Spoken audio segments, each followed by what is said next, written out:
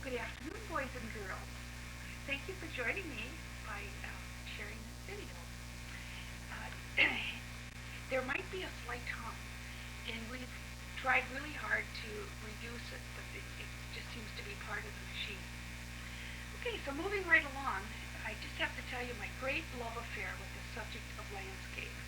It is truly made for the medium of watercolor. And so what I hope to do in the next 4 hours is to take you on a little journey through some of the different ways that I've learned to approach working with the subject of landscape, because it is so versatile. I mean, when you think about it, the early masters would take watercolor out on location and do their sketching and planning out there, and then go back in their studio and work in there, usually in oil. But now, thanks to all the major watercolor societies and a lot of wonderful artists throughout the world, watercolor is a very accepted medium, and I'm just so happy that I fell into it and fell in love with it. So what I'd like to do now is just start out by showing you some of the different approaches that I'm going to be sharing with you. The one we're looking at here is a snow scene, of course, and what I love to do is to make them as hot as possible. I just don't like to have blue skies on my snow scene. So you can see we're getting quite a bit of warm color here. In fact, designer color. A lot of pinks and purples. So there aren't any real formulas for painting a landscape as much as just painting what you feel. And this particular day I decided to try just a little hint of the yellows with a lot of pinks and purples. And then this particular style of painting is what I'm going to start out with in the video, where I try to capture the mood or the feeling of the day, and see, because this mysterious yellow light running through here, we're not sure if it's early morning, late afternoon, but it's not necessarily at the high time of the day. And then I tried to capture that same mood in the water. Now this particular style of painting is done by layering. So first of all I did the sky, and then I did the underlayer that you see in the water. Some of the yellows and the pinks and the purples were laid down with the first wash. After that dried, I came back and layered in more of the trees that are more in focus, and eventually the trees that are in their closest focus, and then eventually the shadows in the snow, and then the reflections in the water. So that's going to be fun. I'm going to start out with a snow scene, and then I'm going to talk about how you can do it more traditionally, such as you see here the entire painting filled. Or in this case, where now I'm treating it more of as slightly abstracted, where we have a shape and then we have a tree that goes beyond the borders. Kind of fun. Same kind of idea, kind of a misty, pinky, purpley style. Similar things with reflections in the water. This one here is more traditional again. Actually, what you're seeing here, this would not be framed in. This happens to be a Zik-clay print, and the deep woods theme with the light coming through. And this print happens to be a digital process. Here you're seeing it at a half sheet size. Over here we have another similar, somewhat abstracted design where, again, we're breaking out of the borders here with the trees and the snow, some of the piles of snow, some of the water. And a very fun theme to work with. It breaks away from tradition just a little bit. Again, you can see some of the nice warm colors that I chose to add. Now, kind of a natural outgrowth of this breaking up the shapes, all of a sudden I've got this idea. Why not do several shapes? Let the whole thing carry through a theme. So again, we're working with snow reflections, and but this is kind of part of the scene, but it's kind of separate. Here we have somewhat abstracted shape, and this is a little tree that I put in every painting. When I was doing a demo one time 5 years ago, I got a phone call that I had a new grandson named Jordan. So I do put this little Jordan tree in almost every painting I do with a snow scene, and it really is kind of fun. Here you can see my little Jordan tree. So this one is broken up by the white shapes, but also by the colors transferring across. Here you can see the distance out of focus is crossing over. Here's another similar idea. This time I used the theme of deep woods in the fall, light coming through the tree. You can see the light is passing across from one to the other. Here the white shapes are crossing from one side to the other. The white here is transferring through. And the whole idea here again is to pick a theme, divide it up, try to make a somewhat asymmetrical arrangement. And then this becomes like the basting stitches that are tying it together, crossing over. This is one of my favorites. Here I even glued down some washi paper that I picked up in Japan. And the theme here is rocks and shore. And I'm moving more into working with somewhat unfinished look. I like to draw, so I'm just drawing. And if I don't complete all of the painting, I like that look. Partially drawn, partially painted. Here I'm also concerned about edges. See how the edges are hard here, but as they move across here, they become soft. And it's a way for your eye to go from this section up into this section. Here the color moves us across. Here the drawing moves us across. Here the color pulls us down into this shape. So it really has been a fun way to just branch out into something a little different. Now, one of the other demonstrations I plan to work with is where we will do what I call an alla prima style working. Not layers, but all at once. This was actually painted in the airport in Chicago before we left for our trip to Vienna. Rose and I just recently returned from a trip from Vienna to Venice. And because of the airstrike, we ended up with a 9.5-hour layover in the airport, so we decided to use that as time to teach. And this particular painting was one I did in the airport. And it's a great way to work when you want it to happen all at once. In other words, if the house is yellow, you paint it yellow. If the trees are green, you paint them green. If the mountains are purple, you paint them purple. And there's no underpainting, and there's not very much layering that takes place here. And one of the things I like about this style of working are the sparkling whites that you get throughout the piece. This is kind of an alla prima style here. Again, just painting the color directly where you want it to be. Now, another thing that I'm going to get into is the pen and ink and washes. Now, this is something that Rose and I have kind of adapted as some of the techniques that we use when we're out painting on location. And it's really great because, first of all, when you do the pen and ink, if you don't get past the drawing stage, it's something we can all enjoy later during the critique because you can see the pen lines. Pencil lines get lost. And the other thing is the pen lines tell so much of the story, it doesn't take a lot of paint to finish it. Now, this particular drawing I did on one of our earlier tours, actually in 1991, and here you can see the same spot. I went back to the same spot just a few months ago, and it was really fun to draw it over again, and this time I had more time to come in and get some of the colors down. Now, I still am not finished, as you can see, but it's an exciting way to approach.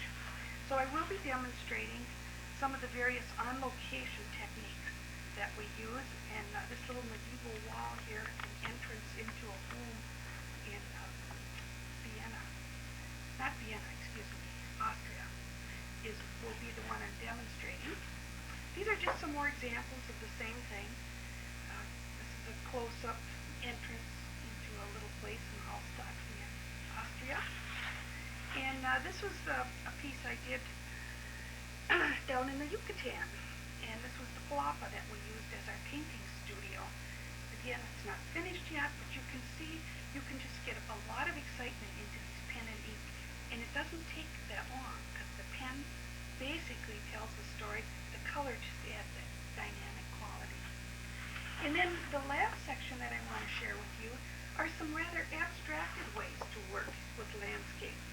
Now here you can see I've glued down randomly a number of different oriental papers. We have some papers that have fibers, some that have bark in them, and some papers from Japan and some papers from Thailand and all over the place. And then if you just paint on top of this with your transparent watercolor, it's pretty exciting. The textures just come out. And so if you look over in this section and see some of these interesting shapes and things, a lot of that just happens randomly from these textures. So I will be demonstrating this. And here's a painting again from our last trip.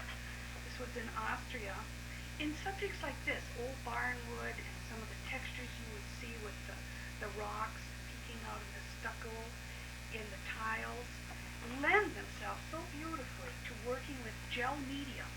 So in this case now, I put some gel medium down first, and then when I paint over this, you'll be able to see a lot of the textures that happen.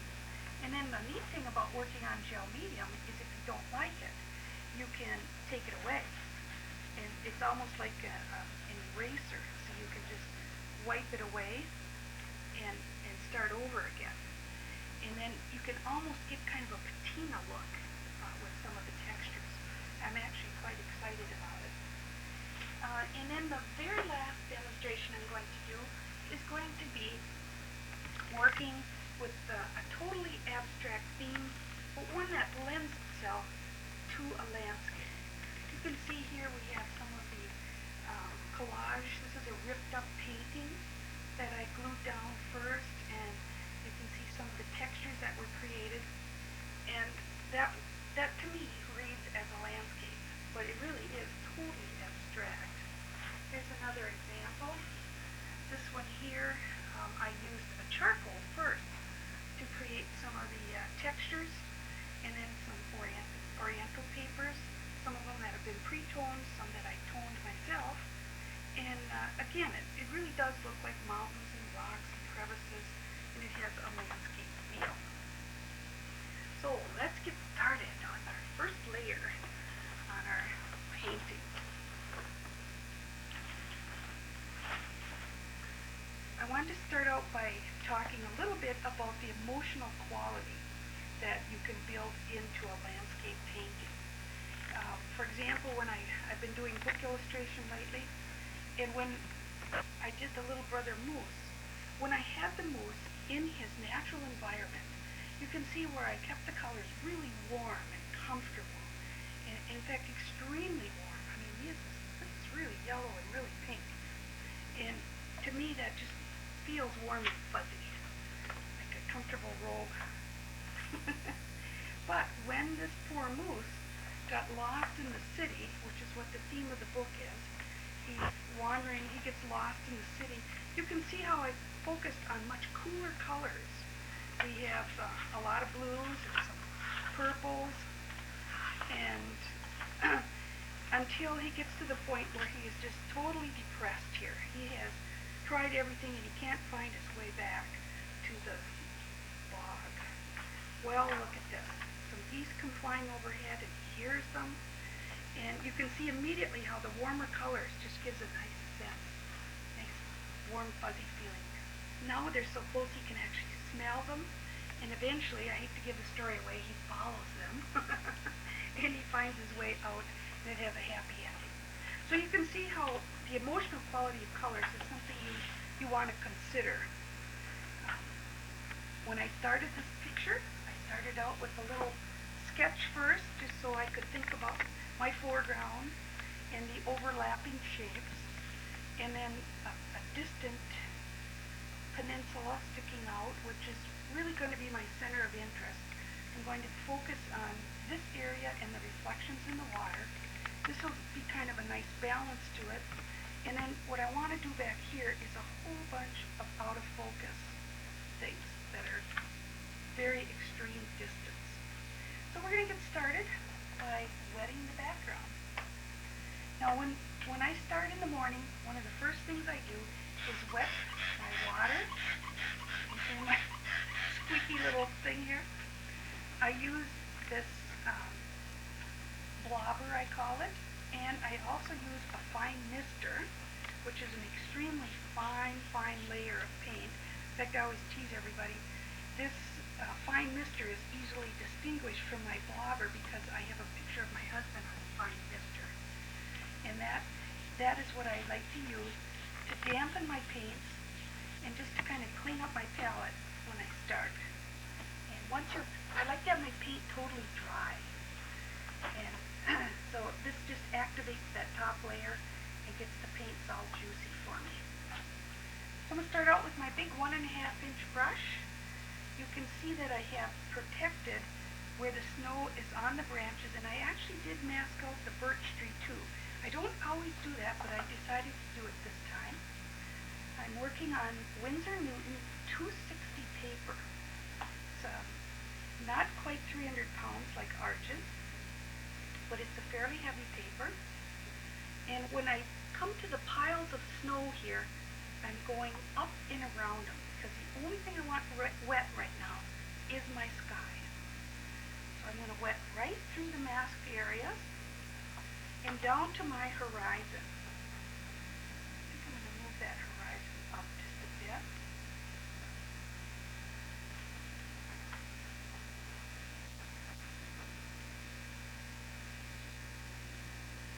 It's a nice time to kind of meditate about what you're going to do.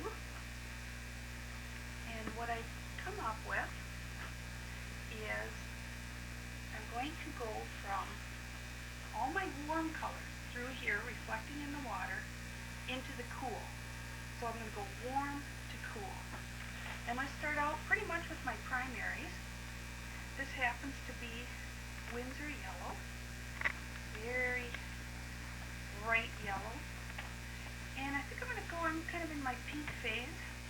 So I'm going to work with permanent rose. I'm going to put the permanent rose right next to that yellow, and kind of a stripy look. And I'm hoping they'll blend together and become a little bit on the orange side. Sometimes these colors are so independent they don't like to blend together. But I'm going to push them because I want it kind of orangey over here. And then I'm going to come in with some cobalt blue. And the cobalt blue is going to be cool. So I'm going to start the cobalt on this far side, move it across,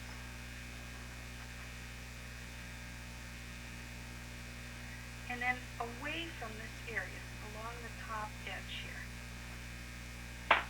Now I'm going to give these a chance to kind of get acquainted. Let them move back and forth a little bit. And if they don't move fast enough, you can see I'm armed and dangerous here with my fine mister. This is why I don't like to mask. The colors always end up getting caught. And I do like my pop-up tissue. I think I can get really fast. Let's let these colors run down here a little bit. Move on down. Now, one of the things I like to have happen is I like to go back to the white of the paper. And the way I do this is I take my blotter, and by getting really close to the paper, I can start here and literally wash away some of that bright color right down to the white of the paper.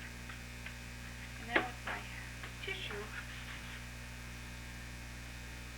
I can gather up some of that extra. I always have an extra ridge of water when you do this, so I have to kind of rock it back and forth a little bit. I think I'm going to pull a little bit of a white stripe out over here too. Start really close. And as I move along, I'm literally pulling that water and the color right off the page. So I'm going to let the extra run off, and I'm going to let the extra kind of roll back and forth.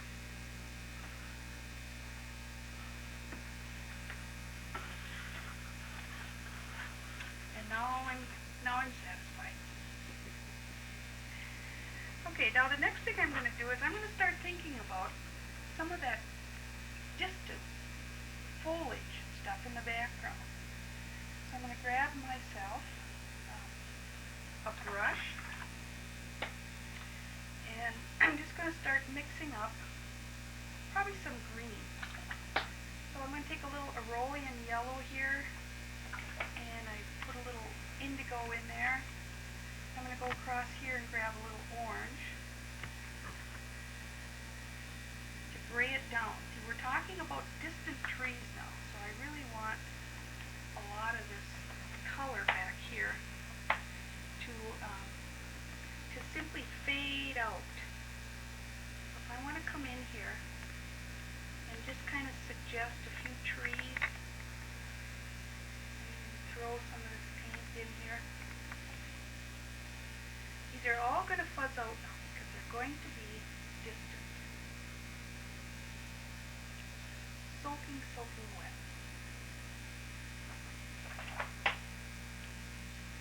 I'm even thinking about pulling in some kind of an orangey color here. Orange, my pink mixed in with my yellow.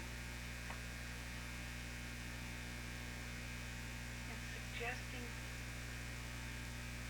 the only way I can deal with orange in my, pink in my picture is to add a little orange to it. I'm just going to put in some orangey colors here.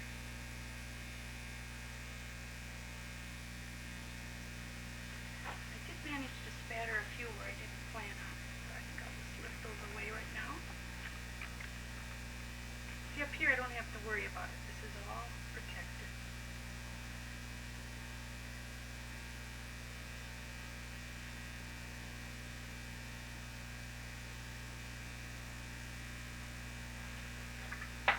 Now I'm going to go back and put just a little bit more green in here. Maybe up in this area. I'll suggest just a few little trees. In fact, maybe I'll get into kind of a purple. I'm getting into some of my permanent magenta right now. I'm going to mix a little green in with my permanent magenta. Purple these trees up a little bit. After all, they are in the distance. Same with this one. Purple that rascal up a little bit.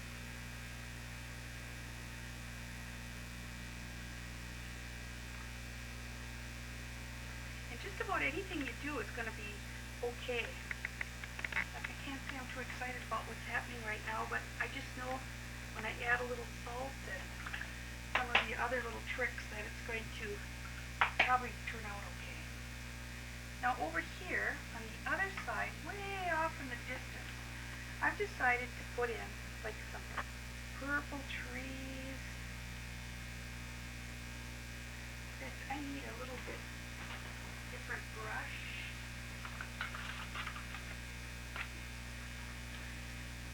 I need a brush with a little better tip on it. I just switched to a little different brush here. Ooh. In fact, I need a smaller brush.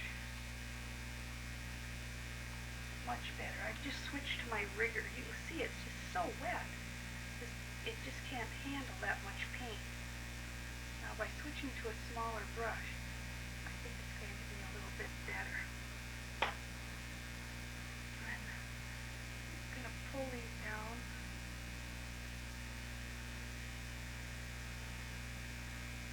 Again, this is just straight permanent magenta. Purpley colors here.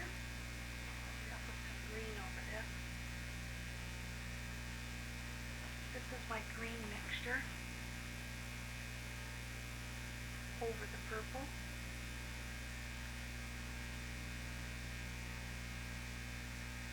And we tend to get these all in a row, so try to make some of them tall.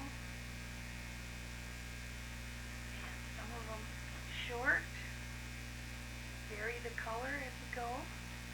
I'm just going to do one with a wet brush here. See what happens. A white one. I'll do another one over here. This is just water coming off my brush.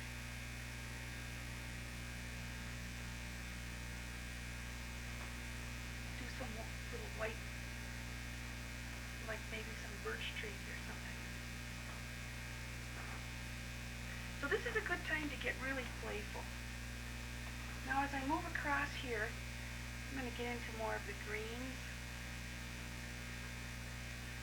I'm going to try to cross over darker I get behind this birch tree, the more it's going to show up. I think I'll just suggest all kinds of stuff over here.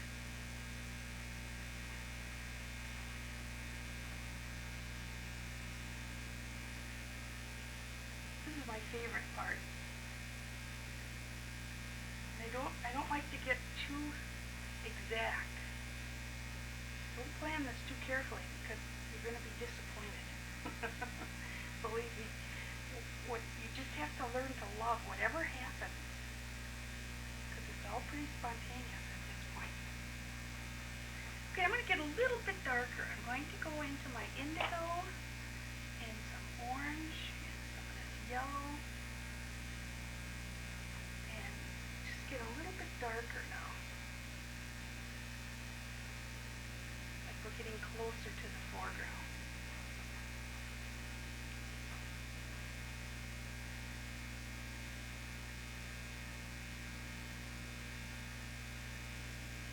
Almost pure Antwerp. Now before this dries, what I want to do is I want to create kind of a fog coming through here. So I'm just going to take my tissue and I'm going to start lifting away a little bit of that fog as it rolls through here.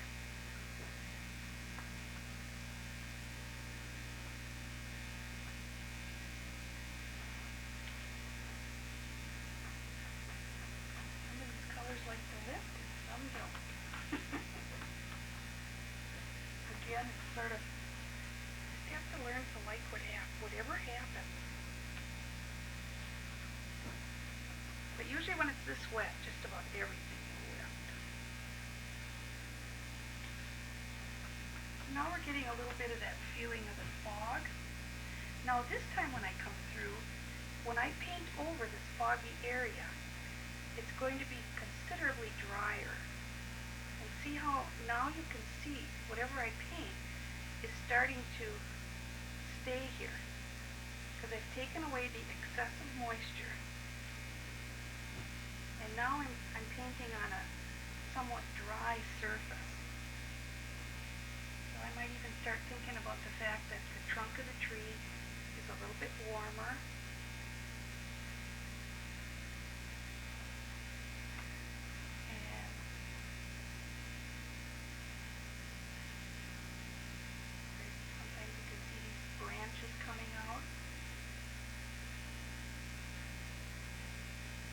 This is when you can see the fog kind of going in and out.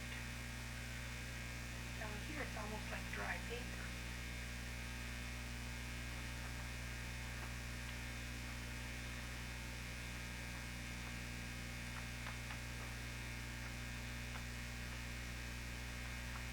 So I think what we're going to do now is I'm going to take and put a little salt in here just to see what happens. I want these trees to look like they've got snow on them. The salt is going to do that. Because I didn't do any masking on these distant trees. So what I have in this little container is regular salt. But what I have in this container is popcorn salt. And it's extremely fine. And so I like to use a little bit of each. So I'm just going to throw a little salt on here and we'll see what happens. Oops, I just spilled some salt here, and that was not good. So we'll just brush that away. Okay, now that's it. And the next thing I want to do is I want to set the mood in the water. So I'm going to very quickly pick up this paint on the palette here. And I'm going to just start with my nice, fresh, clean water again.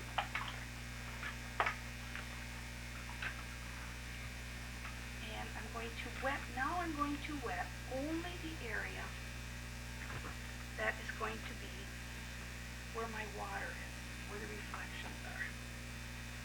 So you don't have to mask anything. A lot of people shy away from painting snow pictures because they think you have to do so much masking. But really, the only masking I did was that one tree and those branches. So it really doesn't take, you just paint around things. So in this case now, I'm going to paint around these banks. still going to be painting the actual reflections later. But what I want to do right now is I want to capture the feeling and the mood that we started in the picture here. So by painting around these shapes, making sure now this is nice and flowing. I might have to come back. This is a very heavy paper. Remember, it's 260 pounds. Winsor Newton. It's a very soft, very absorbent paper. So I do need to come back, kind of re-wet things here.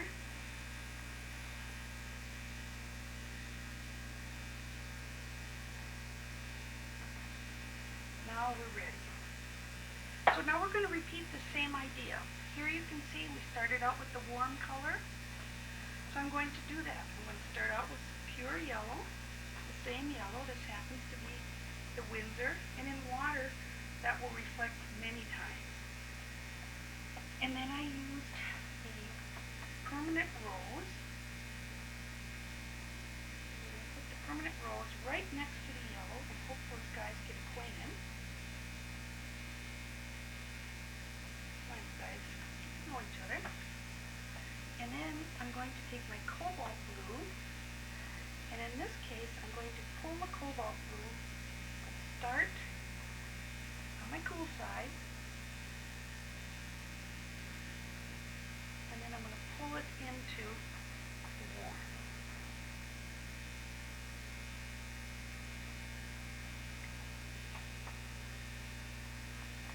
And we'll mix this just a little bit here.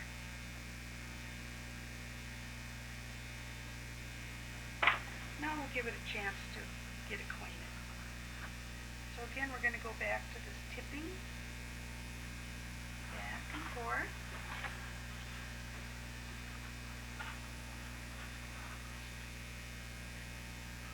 Do that one. And then when you have this masked area, you have to get in there with your finger, push it around, get tough with it. I don't mind if some of the blue runs into this, and I don't mind if some of the pink. In fact, I think I might encourage that pink with my fine mister. Pull a little bit of that pink, and we'll just let it roll right over here. You always have a few adventures, so we'll just pull a little bit of that pink over there. Okay, now this is simply the underpainting. Oh, look what's happening up here now. We're getting, the salt is giving us a nice frosty look. Great. Now, what I don't want to do is I don't want this water to be too solid yet. So what I'm going to do is I'm going to pull out some of these white stripes. So I'm going to start again here with my sprayer, and I'm just going to pull the whites back. And this paper, if you decide to use the Winsor Newton, it's a very soft paper, so don't spray too hard. I noticed at the top there I did spray got a little excited, and I actually have some damage to the paper. But that's okay. We'll have a little snowstorm and nobody will know. Then over here I'm going to pull a nice white right out again, right through.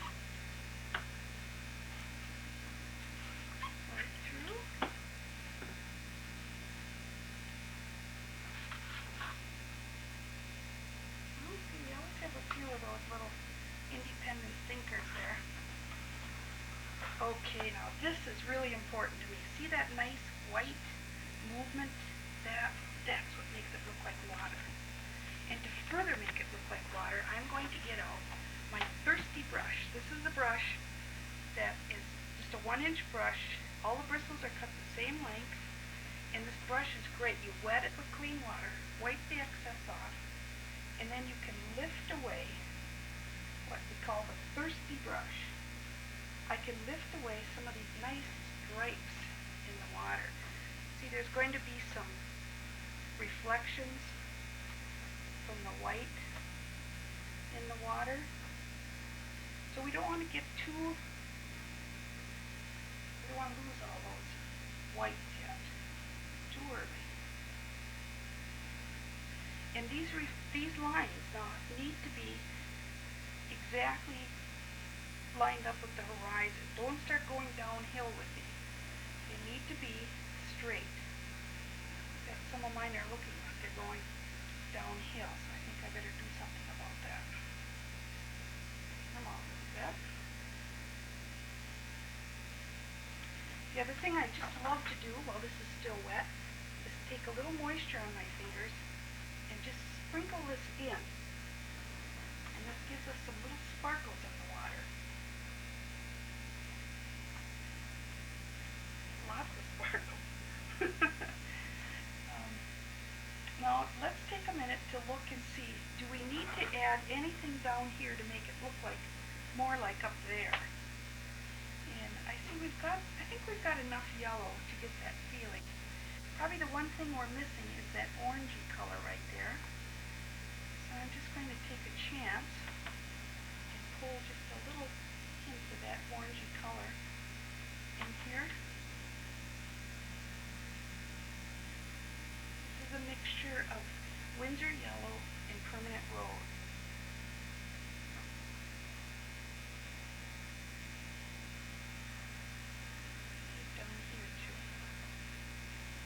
Now this is simply an underpainting, so we can make a lot of corrections later. This is what I mean about layering.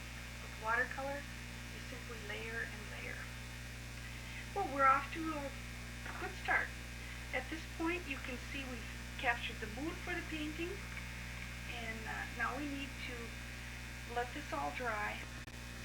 Well, here we are, back after a break, and as I look over what we've done so far, quite pleased with this background. I thought maybe I had really oversalted this thing, but not too badly. You know, one of the things you have to remember when you use salt is that it's important to put the salt in after it's had a little time to dry. And it's still wet, but it's not glistening wet. It's just starting to lose that glisten. And I must have hit it at the perfect time because I'm very pleased with this kind of look. It looks like snow on trees. It's very subtle. And I realize that a lot of this isn't showing up because of the subtlety. So move right along here now, starting another layer. One of the things I want to do is in this area right here, I want to float in kind of a little reflected light from this sunset or whatever's happening. So what I'm going to do is I'm going to simply wet around this area in here. I don't even mind this background the way it is right now, just all soft and kind of misty looking. But I decided to add another layer here. So you can see that I'm just very carefully re-wetting this area. Now, one of the bad features about Winsor Newton paper is that it doesn't like to get re-wet. When you re-wet on Winsor Newton, you can activate the color that's under it. So do it with a very gentle touch. Don't get too aggressive. We're just going to see what happens here. I'm going to come in with the same yellow. This happens to be my Windsor yellow.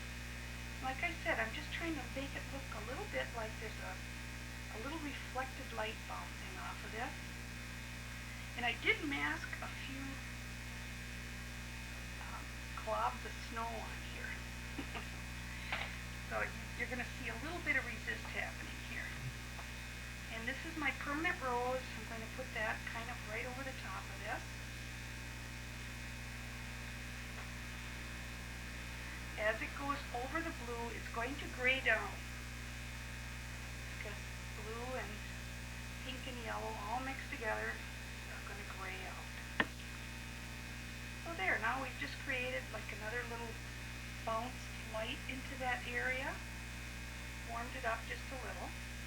I don't want to lose the feeling of warm going to cool, but I just felt like it would be nice to have a little bit of warmth coming in there.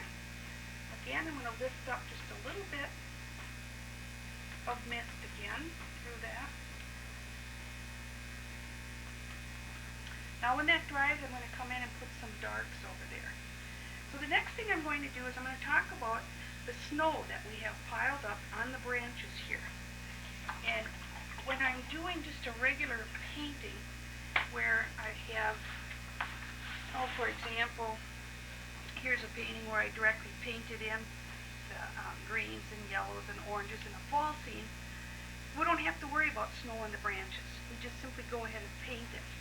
But in the case of a snow scene where we have these very heavily laden branches with the snow, it's important that you mask that first. So I want to start out by talking a little bit about masking. When I do masking, I use the same brush all the time.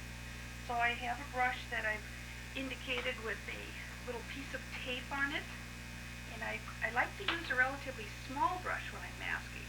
This is actually what we call a script brush. It's not like a round brush. It has very few bristles. And it's a little longer than a round brush. And what I like about this brush is I can fill very large areas in, or I can do little teeny fine areas. So I basically use my script brush for all my masking. And then what I do is I put soap on the brush. So I wet the brush, load it up with soap, and then another preference I have is I like to use a clear masking. And so when I do the painting, what you're really seeing here is pretty much the white of the paper. And if you do masking with a green mascoid or a bright orange mascoid or a gray mascoid, you tend to paint the picture to look good next to the color of the masking. And I know whenever I painted with the Pebeo masking, which is kind of a really pretty gray-green, my paintings look better with the gray-green masking on than they did when I took the masking off. And it's because I painted the picture to look good with that. We're visual artists, so we naturally paint things to look good visually. So I have now switched to this. It's called the Incredible White Mask, and it goes on white, but it dries clear, and I really do love it. And another little tip, don't shake the masking, because even if it says to shake it, an artist probably didn't write that text on there, very gently stir it, because if you get the mascoid too aerated, those little bubbles will dry and you're going to have little holes in your mascoid. So clear masking, soak your brush up. Don't use a really good brush like take a round brush like this, and one masking in that brush will be shot. Whereas by using this little script brush, I have used the same brush for probably a year and a half, and it just cleans up so nicely because there's so few bristles to clean up.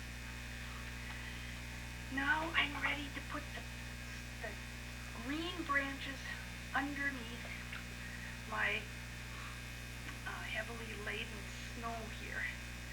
So I'm going to come in with a mixture. This is one of my favorite greens. I'm going to use my Aeolian yellow. And of course it is time to moisten up my paints, activate the surface again. Now, I never float my paint. Just load it down with water so they're actually soaking in water. You don't want to do that because it floats away all the binders that are in there. But I am going to get a fairly good sized batch here of my Antwerp blue. And I like the Antwerp because it has this quality. When you drop Antwerp blue into a wet mixture, like a drop of water, it floats around and fills that drop up. There aren't many blues that move that well. So here now I have a mixture of Antwerp and Aeolian, but it's not going to be dark enough to give me that nice rich evergreen color. So I'm going to go over here to the other side of my palette, and here you can see I'm coming in now with some orange. I'm using some cadmium scarlet, and I'm just going to deepen this gray down this color. Now another little thing I like to do is I like to throw a little bit of water under these branches. See, with totally dry paper, if I start coming under here and just building up some of the greens that are here, to me it's not as interesting as it would be if it were to be dropped, if there were a little bit of water there to break it up. So what I'm going to do is I'm going to take my Oriental brush, which is, you'll hear more about this in my next lesson, but see, the Oriental brush will release the water so quickly, and I can just throw a little bit of moisture underneath these branches. So I'm just creating little puddles now of water. Little puddles, little puddles. Sort of fun.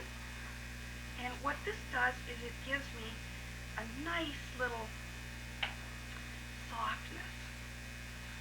So instead of having all these hard edges, every now and then the paint's going to land in that water and it's going to give me a little bit softer edge. So let me pick up a little paint now, throw it in here, and you'll see what I mean. And I'm still going to push the paint basically underneath each branch. But every now and then it's going to run into those puddles of water and give me a nice soft edge. And this is what I'm looking for. So in just a relatively short time, we should be able to build up the greens that we want.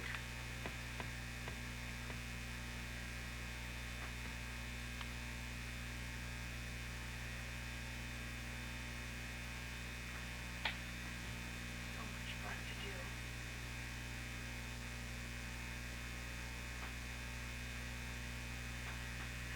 One time I was painting a picture like this and I realized I completely forgot to put some greens underneath one of my branches. And so it's really easy to do that. I hope you don't have that problem, but it could happen. Okay, so I'm just going to throw a few under here. And you can add the water before you put this down, or you can add the water after. Either way gives a nice little hint of softness about it.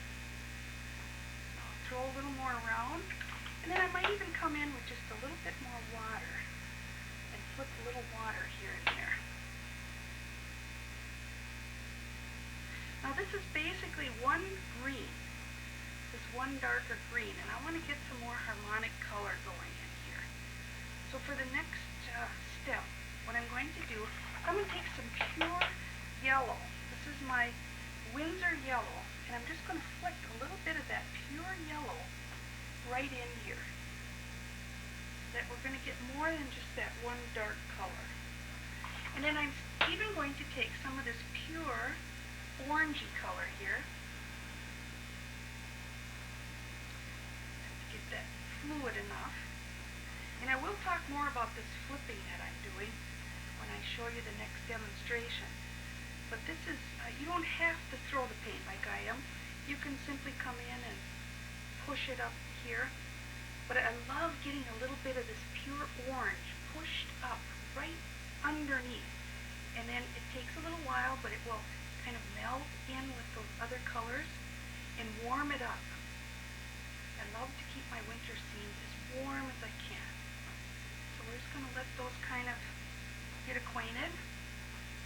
So now we've got some harmonic color. We've got some yellows and some of those oranges and some of the darker greens. Remember yesterday how I told you I like to have a little Jordan tree? Well, I got to thinking about it. I had not put a Jordan tree in this picture, and I sure don't want to break my record now. And besides, this poor tree looked like it was kind of lined up with the edge of this bank here, and it was, to me, kind of a tangent where it came out and ended along the tree. I always like to have things come out, cross over, and go back again. So I thought, well, good. This will kind of break up that shape. So what I'm looking at here is the same combination, Antwerp, Tyrolean with a little orange, and because this is such a little bitty tree now, what I'm going to do is I'm just going to come in and push in some of those greens directly underneath the mask.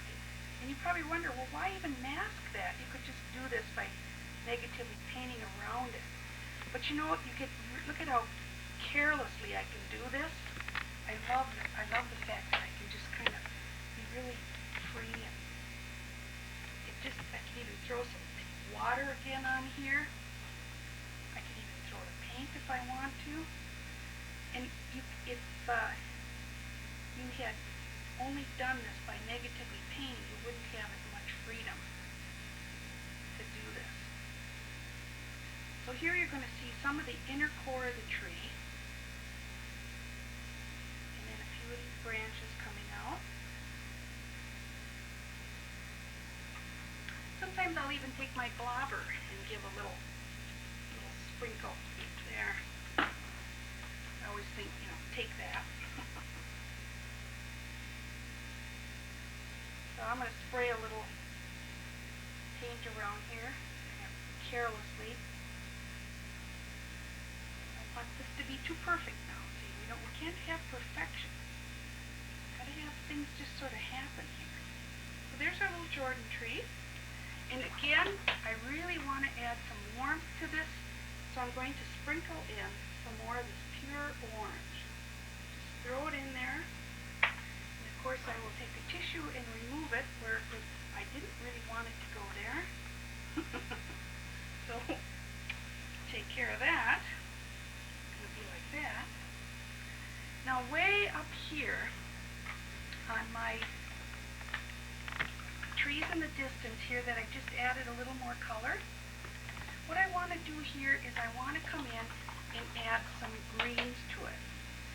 So because this is distance, what I'm going to do is I want to take my fine mister. This is the one that has a picture of my husband on it. There he is. And this is really very, very fine. When I spray this, it would literally melt everything. And I don't want this to be totally melted out, but what I'm going to do is I'm going to spray just some little blobs of water over here so that I'm not painting on a dry surface. And then I'm going to come in with my rigger brush, and I'm just going to come in and I'm going to paint what will still look like distance. See, it's going to fuzz out. I want to keep this fuzzy, probably a little fuzzier than I had in mind, but what I told you, you have to love what happens. It's like your kids.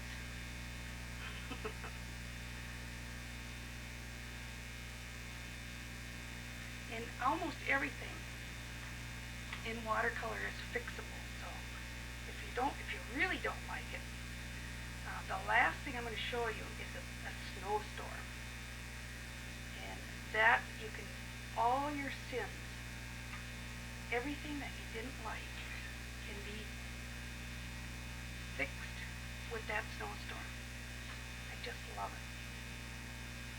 So you can see what we're doing now. We're creating a little bit closer tree. It's still in the distance, but it's going to be a little bit closer. Parts of it are going to even have real snow on it, because this time I did come back with a little masking. Dark under here, dark under here. Now it's too early to put a little salt on there. I do like putting in a little salt. This is now some pure Antwerp blue. Just to make the center a little bit darker, bluer. And when it's the appropriate time, I'll put that popcorn salt there so I won't forget. And then we can come back and put a little salt on there too. Now another thing I want to do is I want to paint the trunk of this tree. So I'm going to come over here, I'm going to grab my brown matter. This is a store-bought color, and you can actually make this color very easily. It's not one you have to buy. What it is, it's a mixture of burnt sienna, so I'll just make it over here too. This is burnt sienna and alizarin crimson. And when you mix those two together in equal amounts, you can see it's the same thing as a store-bought color called brown matter. And it's just a color, I enjoy it, I use it so much that I just decided to buy it already. And you can see what happens. My palette is set up like a color wheel here. I'll move this in here. My palette is set up like a color wheel with the primary yellow, primary red, primary blue. That's my primary triad. And of course you can see then the oranges and violets and greens would be my secondary colors, or located in between. And the good news about this palette is when I want to gray a color down, or just in this case make a brown, I simply grab this color, go to the complement, and mix it, and there I have a lovely brown. So I don't have any colors on my palette, like burnt umbers and Payne's gray and some of those colors that you can mix up so easily. So in this case, if I want a warm brown, I'll put more of the brown matter. If I want a cool brown, I'll put more of the blue. And what I'm going to do is I'm going to start out with a little bit warmer color here on this tree trunk. As we're close, I'll just put this warm color all the way down.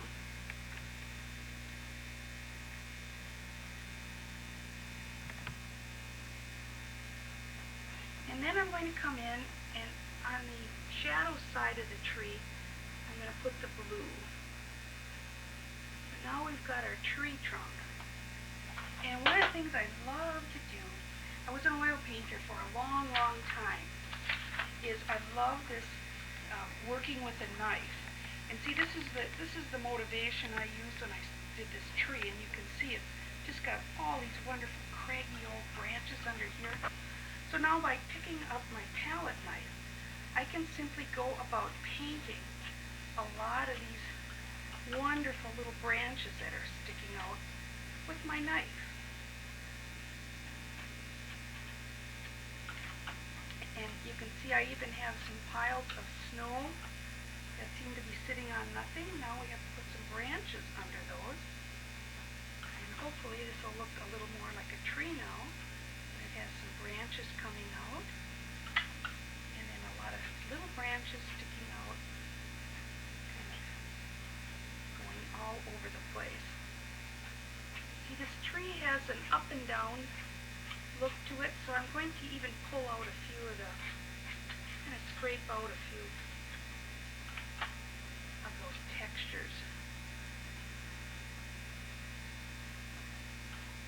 And then I also use this technique, for example, when I'm painting some of those little trees that might be growing up here. So if we have this tree here,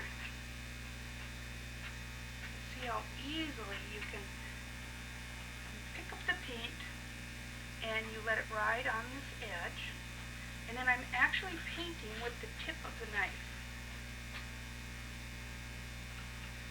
If I come in now, let's do another one over here. Another taller one going way up. These are the details that really make it start looking like a tree. Up here too, we're going to have branches that are going to be connecting. Other branches coming out over here. And then even some of these are going to have little branches coming out from the ends. And I don't want to get too carried away with detail, but I do like just enough detail to make it kind of interesting. Now sometimes I like these details to fuzz out a little bit. For example, if I want to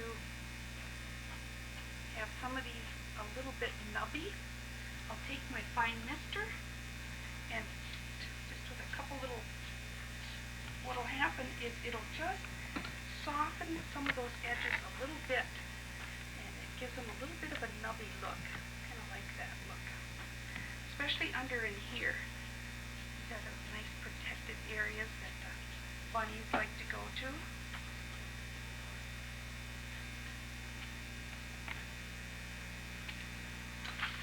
Okay, so I think that's going to take care of painting with a knife and painting some of the branches. This looks to be now a good time to come in. I might even get a little bit darker now. I did have this a little wetter than I should have.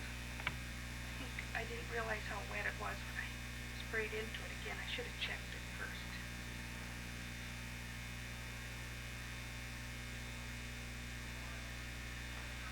But we'll just come in, darken it up just a hair.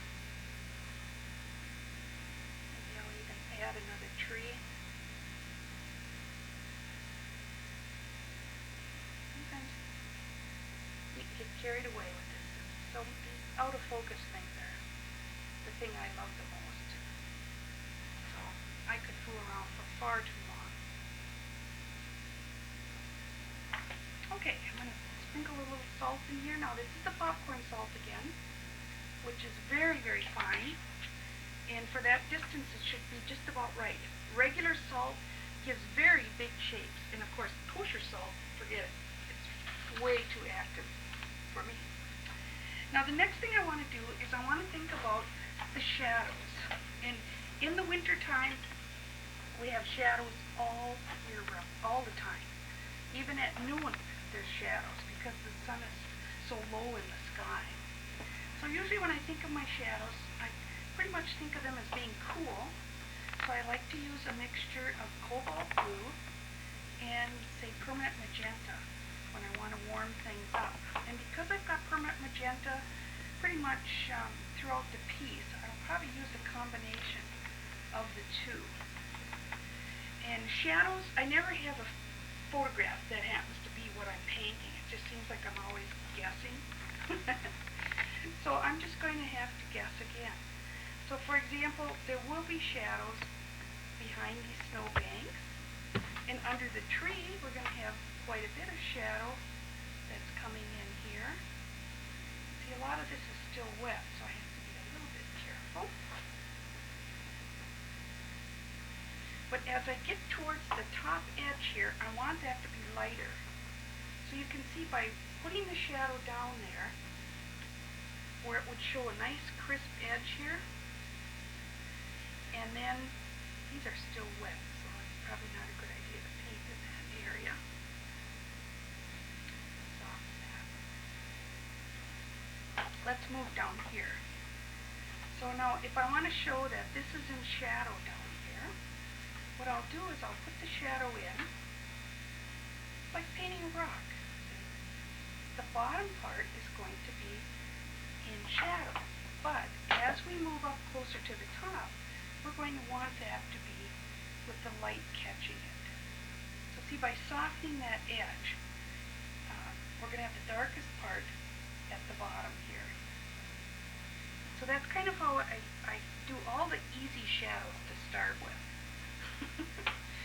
Because I know that almost everything on the bottom side here is going to be in shadow. So we'll soften that edge, pull the shadow in and around. And when you have a shape in front of a shape in front of a shape, this is when you really start to notice it. So for example, as I add the shadows down here, maybe I'll purple that up just a little bit. As I come in with my water to lighten and soften that edge. Now you don't really notice that light edge until I move to the next object. And then when we paint around this object,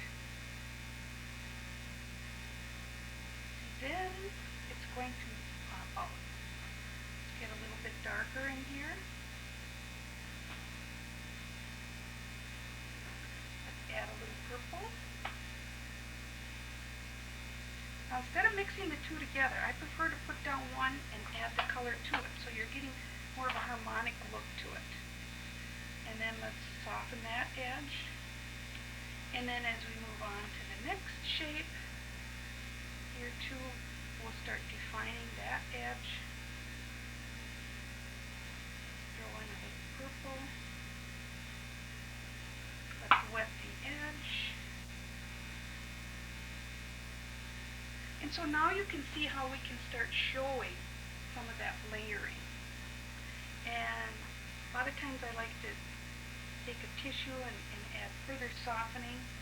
I might even take a little bit of salt and throw it in there to further break up that edge. This edge didn't get softened. Let's try that again. There. Oh, coming along. See, now back here I think it would be wise to define a little bit of another bank back here.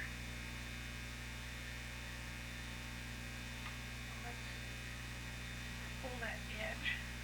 See, the more layers we can have, we'll soften the top edge but leave the bottom edge crisp.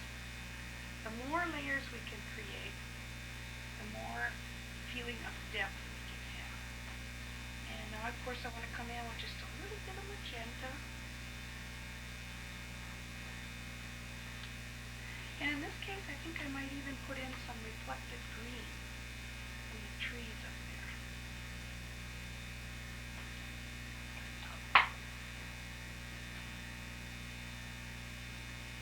And of course, whenever there's any doubt, a little salt.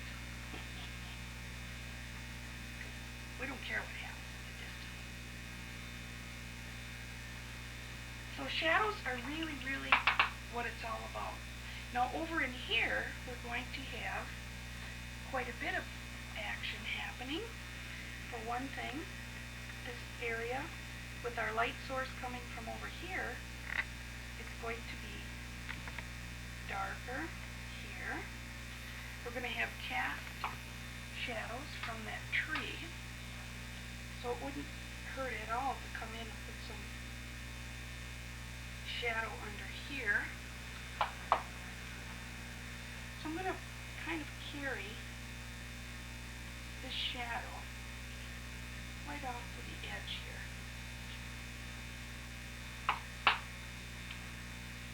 Soften it.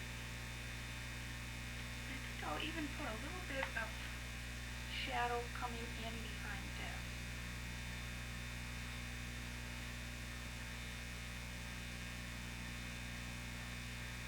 Our greens are still a little bit wet. That's okay. I always look at that as kind of a reflected light quality.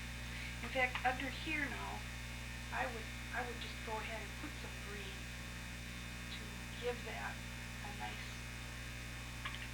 reflected green quality. Because the snow is white and it will reflect the colors that are around it. Now, to get the feeling that there's several layers happening here, I'm going to pull that shadow around. See, shadows follow the shape of whatever it is you're painting. So if this happens to be kind of a rounded snowbank, I want to show that feeling. So by using kind of a lost and found edge, we'll throw a little water in there. In the deepest part of the shadow, I'm going to get deeper in color, deeper value. So let's make it a little darker down here. Deeper crevice, same up here. Let's get a little bit darker, maybe even go into our magenta again. Get darker, darker, darker. So wherever you're away, furthest away from the light, keep it a little bit darker.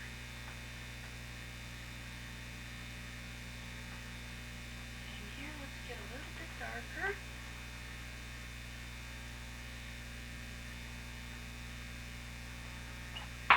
Let's try to show that roundness again.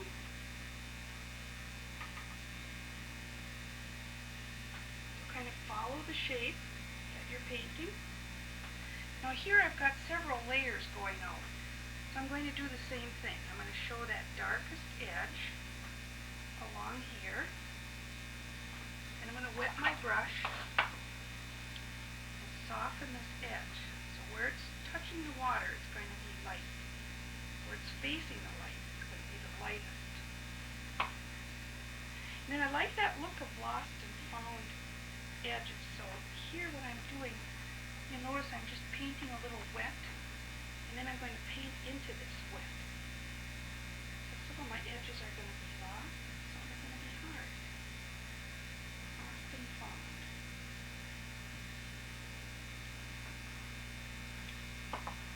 Here, I'll soften this edge.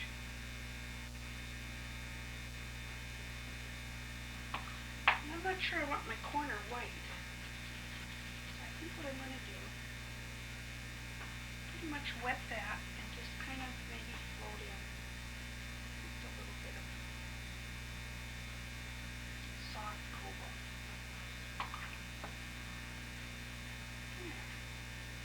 So see, you have to fake it a lot. I don't have a picture to look at, so I'm just going to do the best I can. I'll throw a little salt on here, and just to, again, to give it kind of that wintry, sparkly flavor. I don't want you to think I salt everything. as much as I have been salting this, but in a winter picture I find I do a lot more with the salt. Well, now it's time to take off my masking, and usually if you put this on thick enough, one pull and you'll be able to get it all off at once. So we basically have the masking off. And when I'm painting a birch tree now, what I do is I have a nice little formula that seems to work pretty well. Birch, I have a little piece of birch here, and you can see it's really very warm.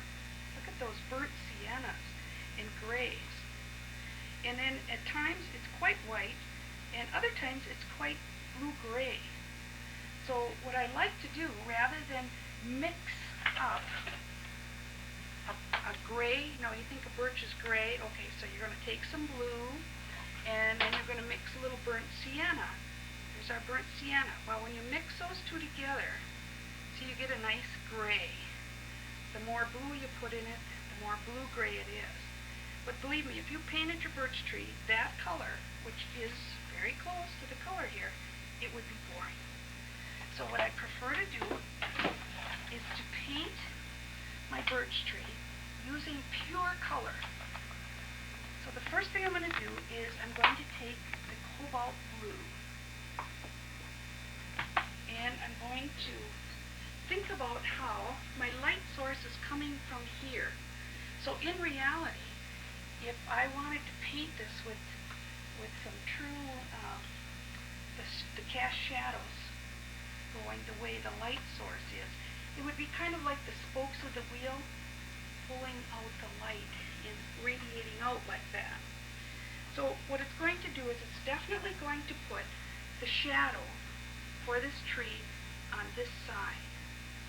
So by simply taking my cobalt blue and just kind of pulling across using some dry brush. Now this is a scumbling technique. See, using the side of my brush and not the tip.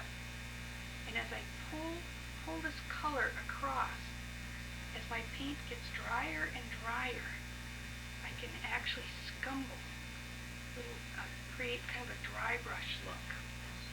Pick up a little more paint here, pull that color across. Now I don't like it to be all hard-edged, so again I'm going to, with a damp brush, I'm going to come in and I'm just going to soften some of these areas. So we're going to have lost and found edges all along here. Now I'm probably going to come in with just a little bit deeper blue. This is the same blue, it's the cobalt, but I just want to get a little bit darker on the furthermost shadowed area here. So you can see that most of my shadow now is focused away from the light source. This whole area is pretty much white. And we have scars, so I'll deal with those scars a little later. Now coming in with my pure burnt sienna, very orange, very beautiful color. What I'm going to do now is I'm going to put this color directly over the top of the blue, and the same kind of thing. I'm just going to scumble it out. Sometimes I'll get more orange on than blue. And see, when they mix together on the paper like this, we're going to see that nice gray color happen.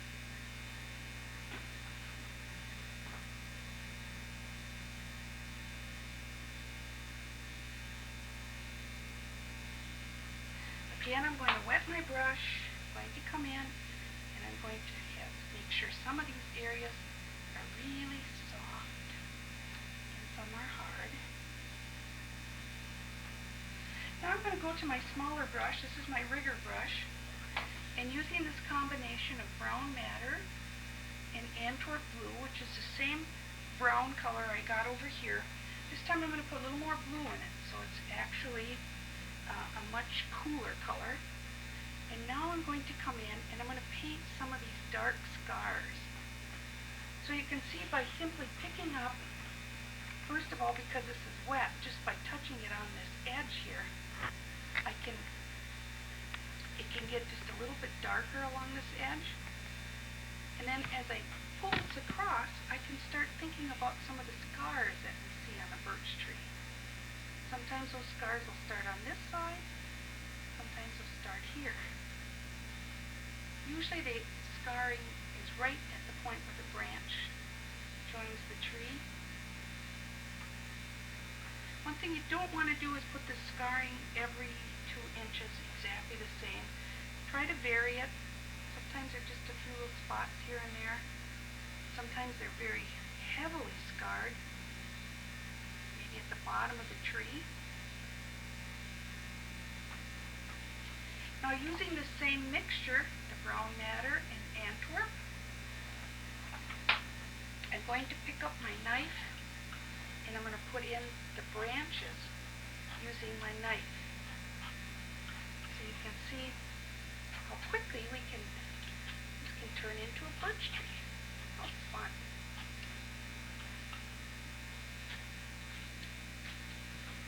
And again, we want to make these branches as interesting as we can.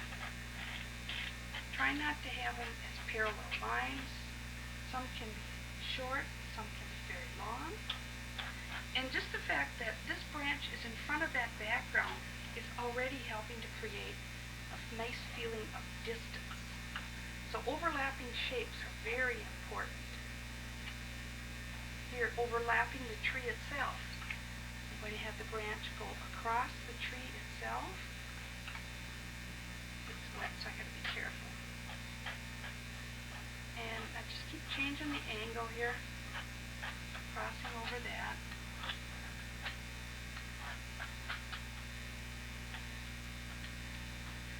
And sometimes I'll even take this knife and push away some of this color that I put down.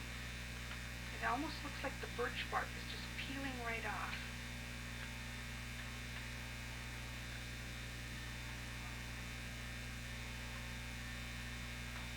So we're going to do one more branch here. And actually this branch, I'm going to have this branch go right up and off the paper over here. Now these got a little bit too wet. I'm just going to glop them. You can even use the knife to create some of those nice crisp lines.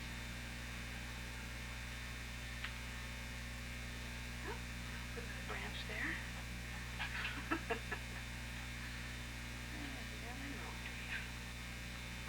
And this is just a little thing like this pleases me. That little line coming up, crossing over, scarring around here. Okay, so I think this is now a good time to stop. And when I turn off the, after this is turned off, I'm going to come in and I'm going to complete all my shadows, and so that when I come back, I'll show you how. Alright, well here we are, back at, and ready to start completing this particular painting. Now this is the layered look, and this is kind of exciting because now we're at the final layer, and we're looking at moving pretty close to completion. While you were away, I came back and I worked on just your basic shadows. In other words, I'm thinking about how the light is hitting the top, and that the shadows are pretty much in that lower area away from the light source. I added a few more dark shadows in here, and I took the masking off of my trees. And now you can see how awful they look. When you take the masking off the tree, we're looking at some just glaring white subjects here. And what I really want to do is I want to portray the feeling of shadow within that too. So I did a few ahead of time just because it's so repetitious. But this is how I do it. I like to wet it first. So just with some clean water, I come in and wet up one at a time. And I wet the shape, just the shape itself. And you have to remember now, when you work with Winsor Newton paper, when you paint on top of a color, it's going to reactivate. So So like right now, I can simply reactivate the color that's beneath, and I can push this up into the shadow. And see, I like to do that because that gives the same exact colors that are there a chance to be kind of a reflective, give it a reflective look. It's like the white is actually reflecting the color of the branches beneath it. But then I also like to come in with some pure cobalt blue. So I'm going to take a little bit of cobalt blue as well. And coming up from below, and I like to show that kind of look of the fingers. See, snow lands on top of these big branches of boughs and creates like little fingers. So this isn't smooth.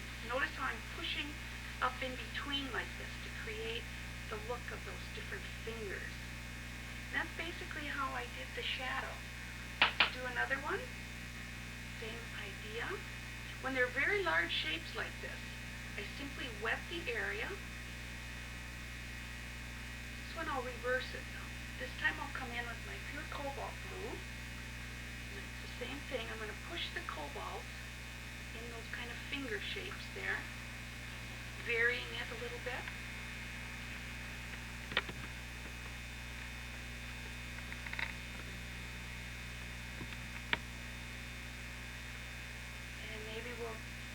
And then I like to take that color that's directly underneath. And see, now I'm reactivating that color and just pushing it up.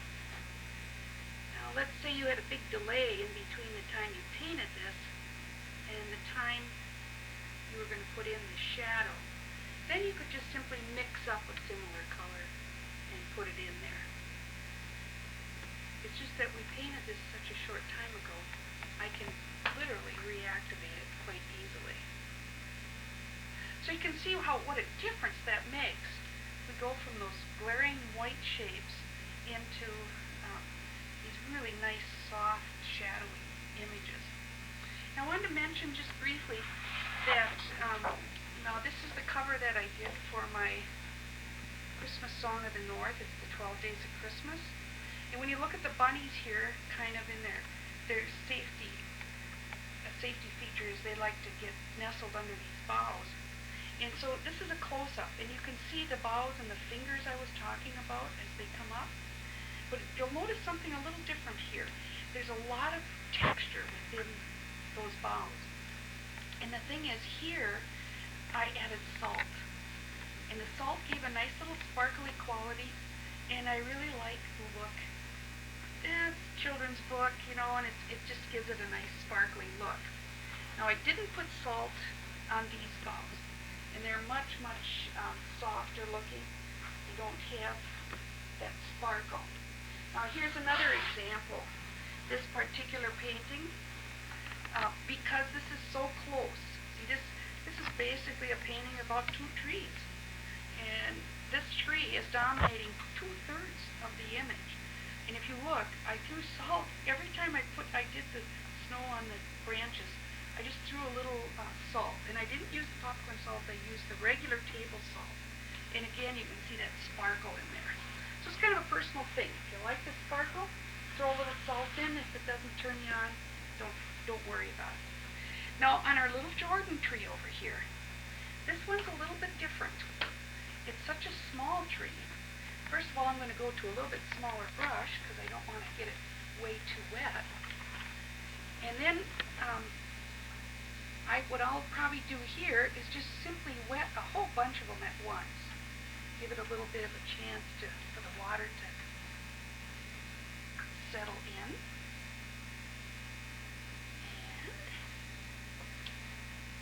And I'll just do the whole tree here. So we'll just come in and wet this. I have this awful habit of banging my brush against the side of my water container. I guess that'll keep you guys awake, but I'm going to try not to do that. It's probably quite disturbing.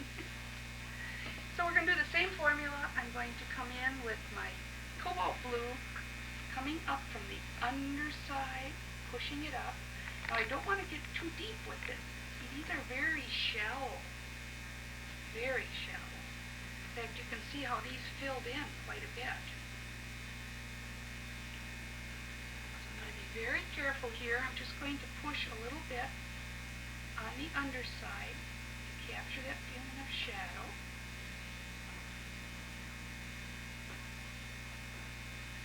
This plain old pure cobalt blue. It's looking pretty blue there until I just loaded my brush up. And then anytime I have little extra pieces of masking that I threw around there, I usually do those extra masking in shadow because they're always those lower ones. And again, I'm going to grab a little bit of the green now to give it a little bit of that reflected quality of the green branches reflecting up into it. And it's amazing how these trees just take on a life of their own. So this is my favorite thing to do, is putting these shadows down. For one thing, it's so easy. Pretty hard to go wrong. There, now we've got the snow on there. I won't bother with these last two, because now it's time to talk about other kinds of shadows. Now these are your basic shadows, dark, moving up to light. But there's also cast shadows. And if you'll recall when I was talking about the circle of light idea, there's different kinds of light sources. Now if my light were coming from what is my left, then that would make all the shadows going across like this. So if the light was coming in here, I would have put the cast shadow on this tree on the other side. The lighter lights would have been on this side. This tree would be casting a shadow, and the cast shadows go bump, bump, bump. They go over the shapes that we've created. And everything here would be casting a shadow in that direction. And of course it could be going the opposite way. I could have cast the shadows this way. But because I've created the illusion of the light is coming here, we're pretty much looking at spokes of the wheel in kind of a round fashion. So now it's time to think about, I'll trade this one, coming across here with some cast shadows. And this is the part that I want each of you to start looking. Look out your window, pick a favorite scene, maybe it's a view out your window, and watch what happens with the cast shadows, how they change from early in the morning, mid-afternoon, late in the afternoon. It's incredible how things change by the minute. This is something we'll be talking about more when I get into on location painting. So now I want to get a little darker look here, and this shadow, for example, see, coming from that light source, is going to cast a shadow from this tree around this, and then it'll probably straighten out a little bit like this. This tree here is going to cast shadows, but it's going to have some holes in it because the light's going to pass through. So I like to kind of throw in a few of these little holes for this tree. And that little branch sticking out is going to cast some shadows like this, that one like this. This one is going to cast a shadow probably, I wish I knew, I'm guessing, don't really know what they're going to do. All we can do is guess. But you can see how this really makes it look more like a painting now. And then these shadows up here, now this time I'll trade brushes here. The smaller brush. See, this branch here is going to cast a shadow around like this.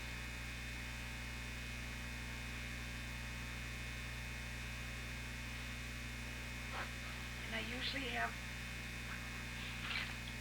my head out of the way here. Good thing I've got Daryl Lynn telling me. Thank you. Now this one here, the light is pretty much all the way across. So I probably can just take and guessing again, using a combination of cobalt blue, and I like to add a little magenta too. Put a little bit of magenta in. Here. I like doing a combination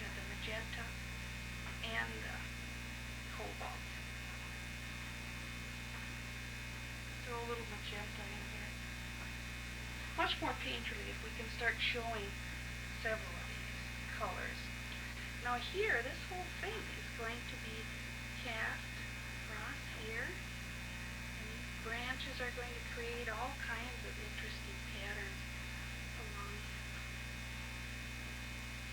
You can see I like to take and dab with my tissue. And then that's going to continue to cast a shadow, and it might not even line up with what's there, because there's a space. So it's going to come around.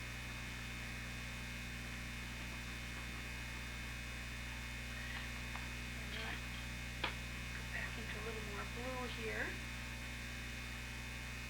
In fact, quite a bit of this whole area here is going to be in cast shadow. So we're just going to throw some in there.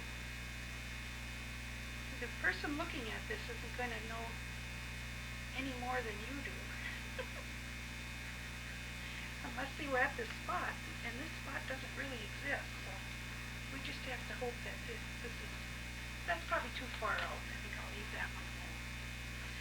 And then these trees back here could have a little more shadow cast too. So you can see the shadows do make a big, big difference. Don't be afraid to get them dark enough. I've been real wimpy with my shadows, and I'm just finally getting brave enough to come in and just throw them in there. Look at the difference that made, just putting a few of those shapes in there. Okay, now it's time to really get going on these reflections, and this is what's really, really going to pull this together. So when I do this, first thing I do is dampen all my colors with my mister, activate the top of my paint, and then I'm going to take clean water and my 1.5-inch brush. Now I did mask over this tree and the edges here, and I hope I'm not going to be sorry. I don't usually recommend doing any masking on Winsor Newton paper because it reactivates the color that's underneath it. But because I'm doing a video and I want to move along, I decided it would save time. See, look at that. I can just whip it right through there because it's protected. And you'll never know if I messed up. Well, maybe I'll tell you. We'll see when I take the masking on whether or not I'm going to lose some color. So you've got to add a little mystery. Okay, so right now I'm wetting the entire area up to, now I haven't masked any of these, so I do have to be careful. I have to go around the shapes. It just seems unnecessary to do all that masking when you can just paint around it. So that's what we're going to do. We're going to paint around it, up to and around. And we want this entire area wet, all the way up to this edge.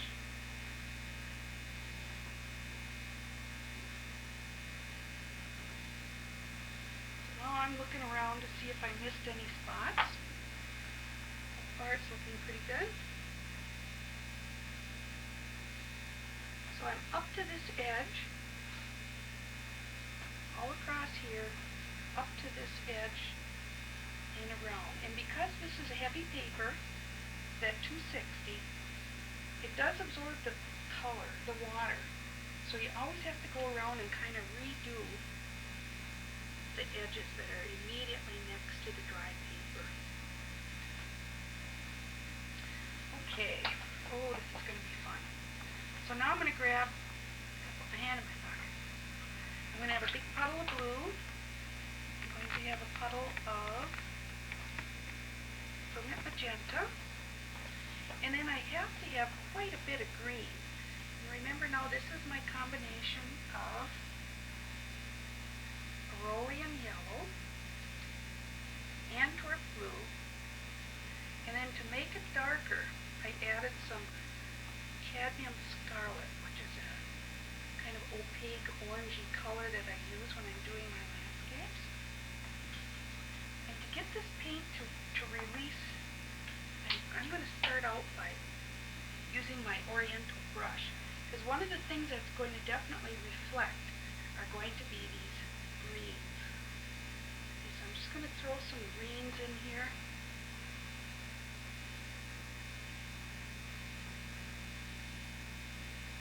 And then up here, these greens up in here, these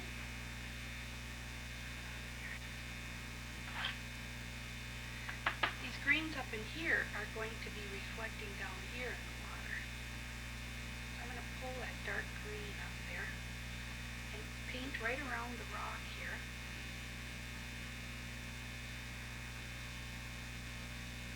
Okay, and that dark green will kind of come around a little here.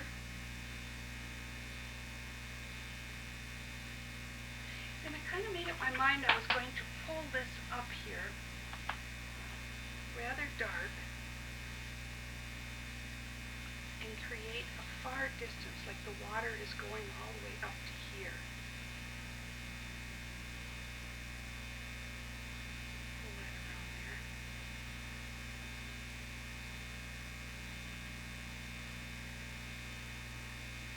Now as we move along, some of these colors you see here, like some of those purples, they're going to show up in here.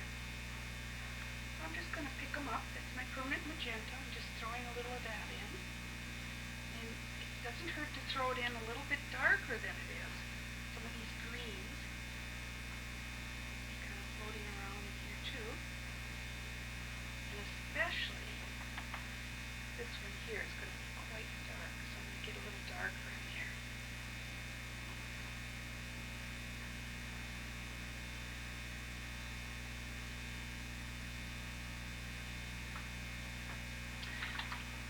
Now I'm going to start looking at some of these blues. This is my pure cobalt. And see right under here is that cobalt. Things reflect immediately below. So there's all kinds of cobalt under here. This one has a lot of magenta under it. There's that. And things reflect a little darker than they really are. Don't be afraid to put that color down a little darker than you want it. There's quite a bit of magenta under here too, and under here. Now I'm going to go back and get my pure blue. Remember how I like to put these colors down pure, and then just let them mix on the paper. But when I squint, I can see it's a little bluer on this one, a little more magenta on this one.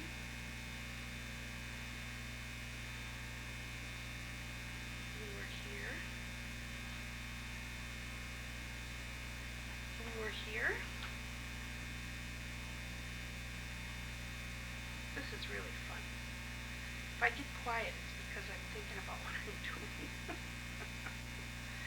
Now, things like these goofy trees here, which is a combination of my brown matter and Antwerp blue, more brown matter. So you would have to take a whole rock, and then you would start seeing those shapes in the water.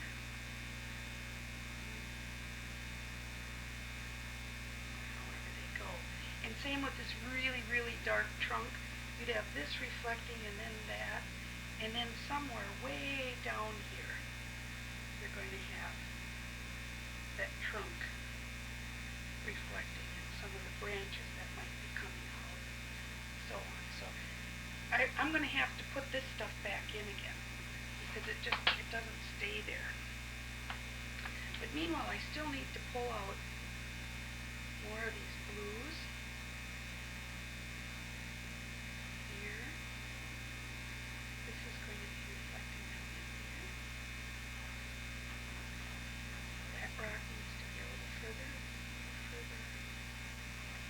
All a guess. And I love these greens, so we still need more greens. And the Antwerp blue moves so much in the water that I usually start out with that, then I come back and add more. It's just got a little further over, but maybe that's the old spoke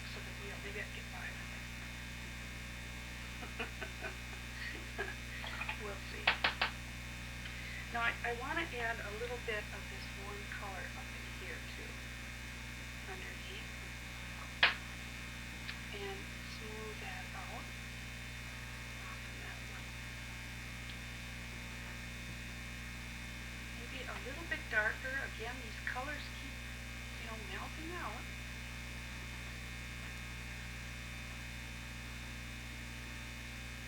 Load her up some more.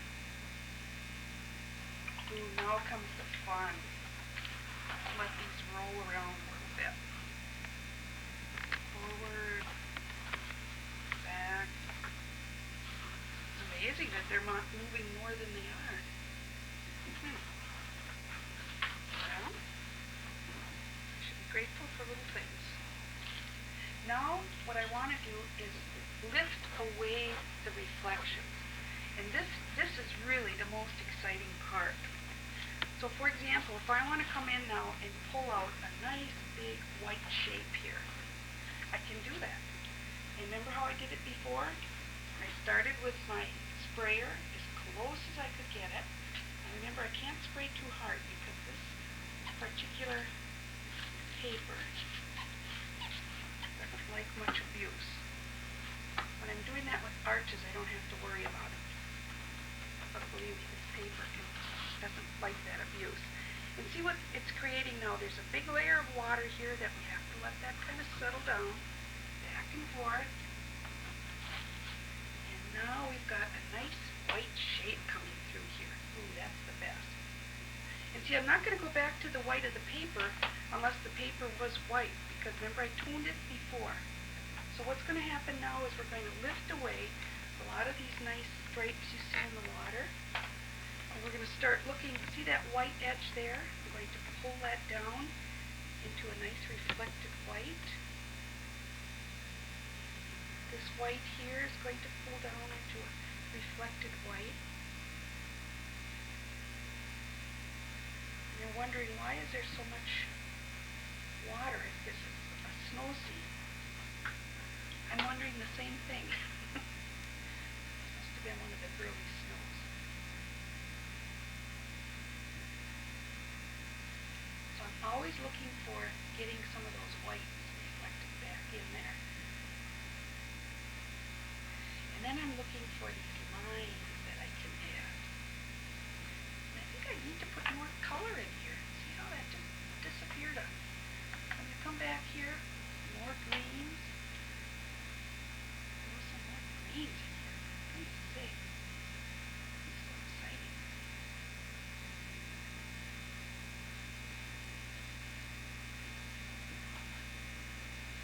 Throw some more dark. I'm putting more orange in with my Antwerp now. Get some more darker greens in here. And actually this green is going to go all the way up to the snowbank. So if I keep it misted, maybe it'll move a little bit. So I really think it would be nice to have this kind of look floating all the way up to the edge there.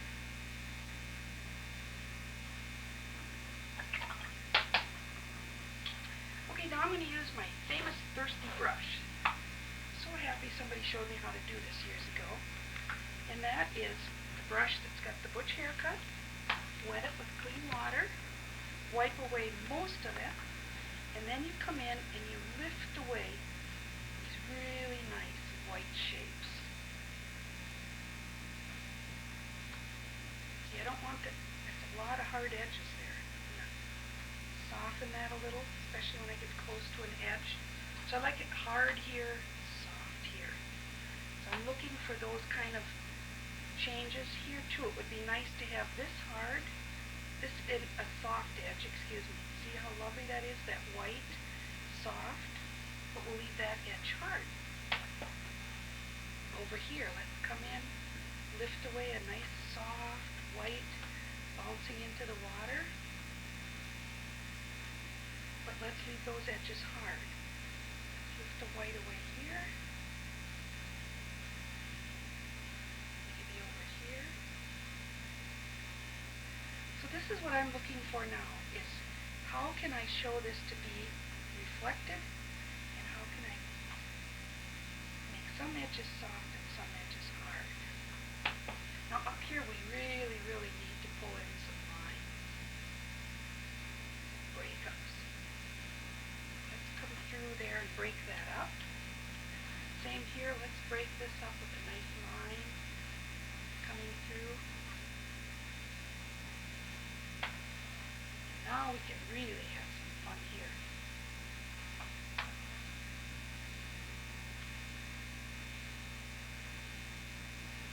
So you can see the value of having done all those glows underneath earlier, because otherwise I would have had to start out this painting by first of all reflecting the sky color, then everything immediately under it.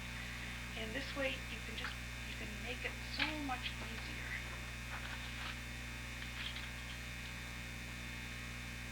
Now when you start doing this lifting, you think, what's going on? Every time I lift, it goes back in again. And that's exactly what happens. You just have to be steadfast. And this probably takes the most time. What's the part I like the best? I don't care how long it takes. This is the part I really like.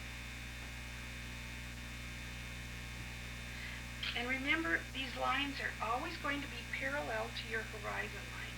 Don't dip them downward. That doesn't work.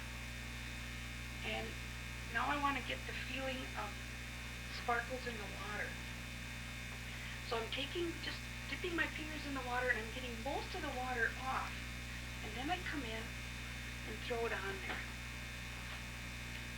See this water? This is open water yet. And so it's still going to, it sort of gives more of a frozen wintry look, I think, throwing those sparkles on there.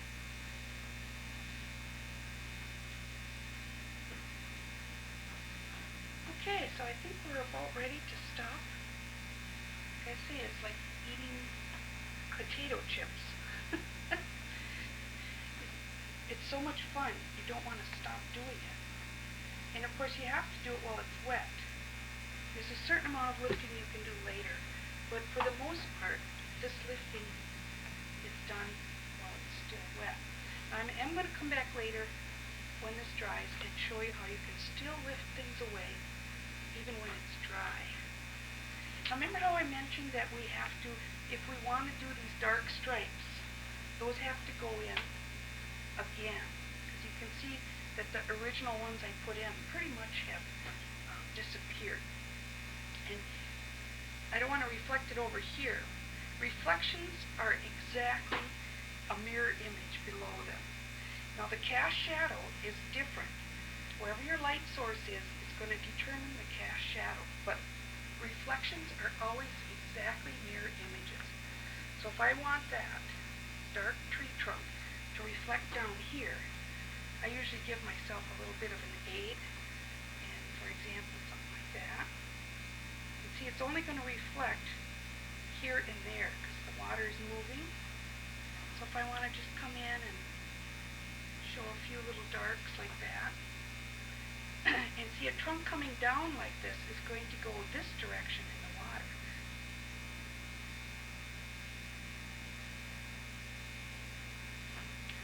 And then these guys, if they're reflecting this direction, are going to reflect this direction in the water, in about the same distance away.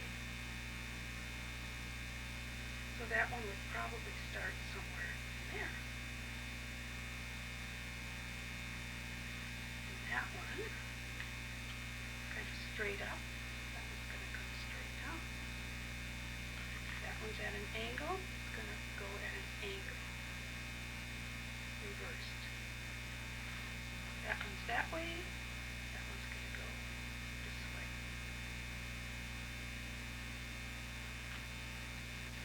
Now, what I usually do is I will come in again, put those down, maybe darken them just a little, because the color it's so wet, believe it or not. And then I'll still come back and I'll lift away some of it, run lines through through it. So you almost always have to come back later. Put those dark lines in, and then still I like to come in and wipe away some more light shapes going right through those colors I just added. That's kind of funny. Sometimes I'll add a tree after I've painted my reflections, and I'll forget that I didn't reflect that particular tree. And I just noticed this in a painting. So I'm going to show you a little trick now. Here's an example where I did the reflections here, all wet and wet, lifting out, adding these dark shapes later, this one, and then I painted this tree in. Look, it's not in the reflection. Oops. So don't worry, when something like that happens, here's what you do. I'm going to take clean water, and now this is also the Winsor Newton paper, so I have to be very careful when I wet, because it could reactivate the color that's there. So I have to be very, very gentle. This is where sable brushes are handy. I'm not using a sable brush, so I have to be careful. But see, it's like I have to have this wet so it looks like those other images I painted. So by just simply re-wetting it, and then I'm going to take my little brush, and see, this particular tree is at that angle, which means when I reflect it, it's going to be coming down approximately at that angle. Right. Here. Pull that off.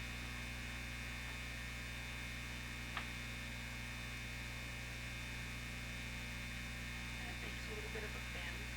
And see, I even added that little guy too. Now that's not going to reflect until approximately down in this area.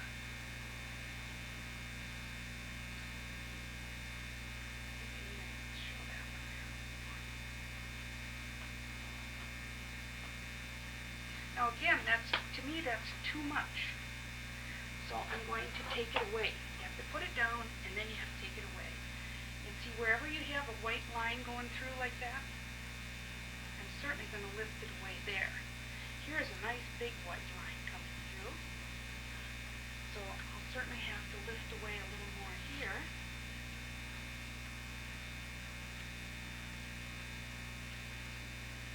And even a little more here.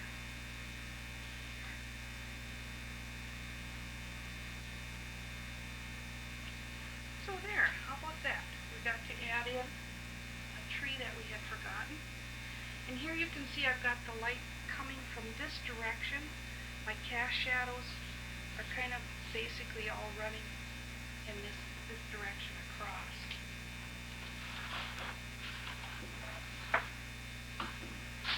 And now we're going to do a final wrap up on this one.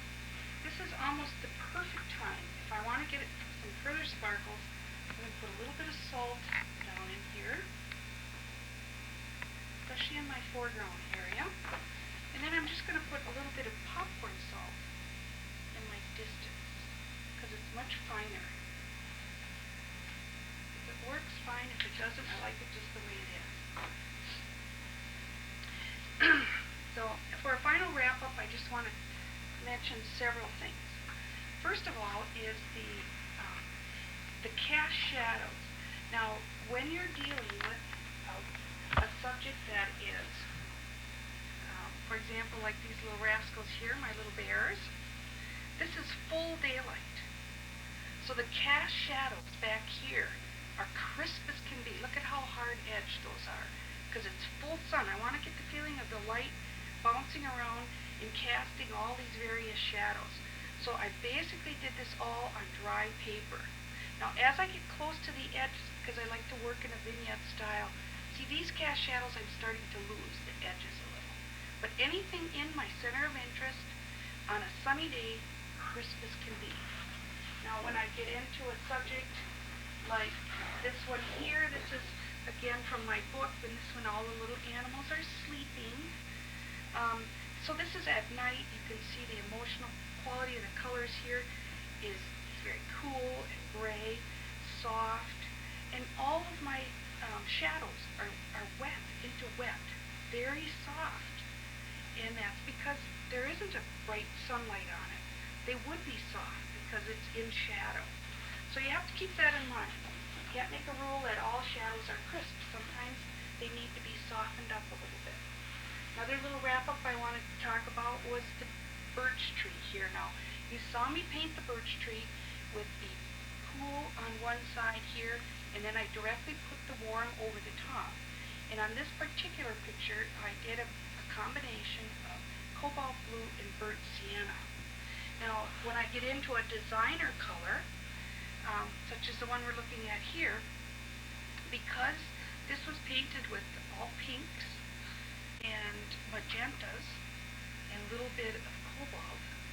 See what I did when I painted this birch tree? I used pinks. I used alizarin crimson mixed in with my burnt sienna to give it a pinky flavor. And then I put some of the magentas in here. So your birch trees can be designer. You don't have to be the same formula all the time. Fit the formula to your particular picture.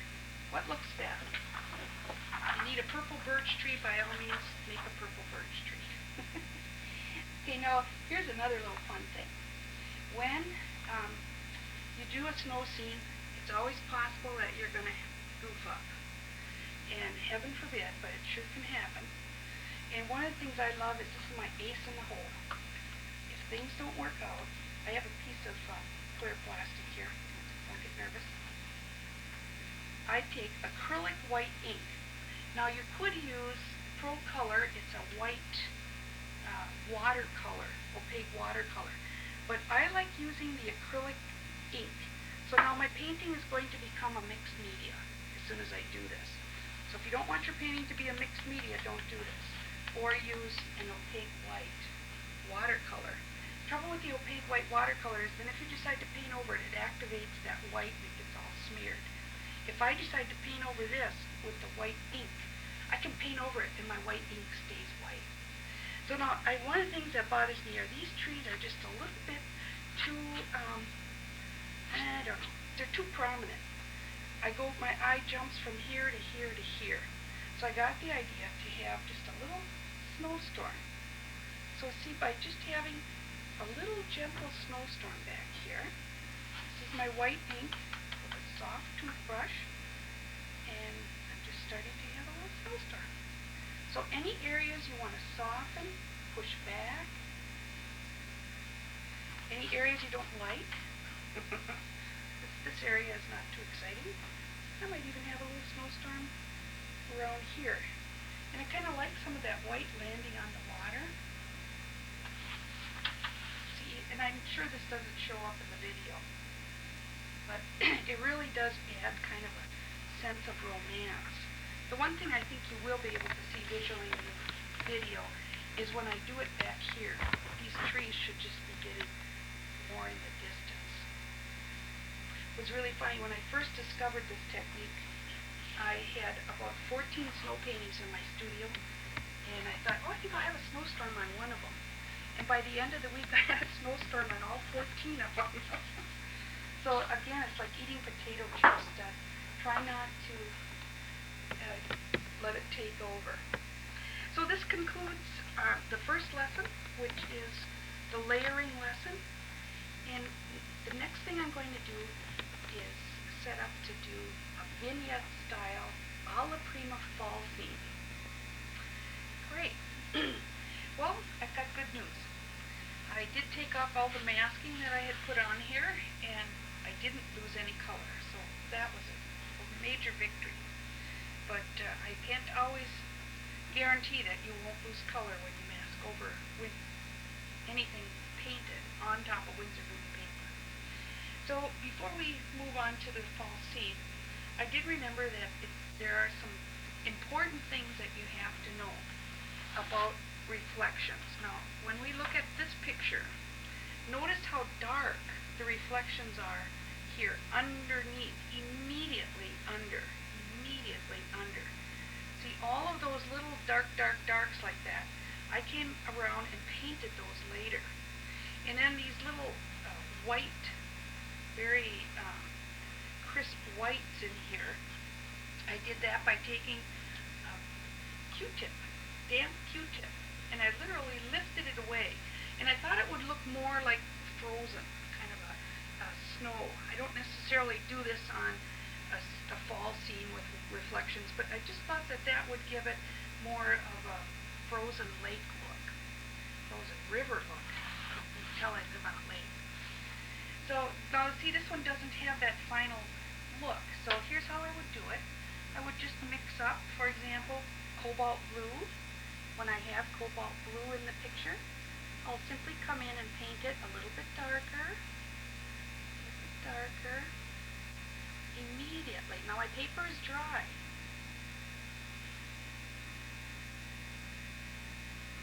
And then I'll take the magenta.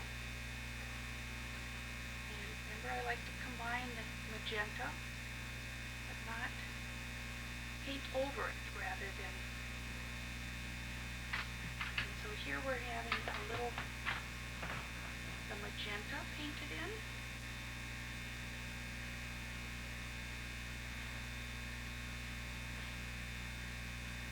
Immediately, now these are the little immediate darks that I want to get. Then I'm going to wet my brush and I'm going to lose these edges. You see, I only want those darks to be immediately next to the subject.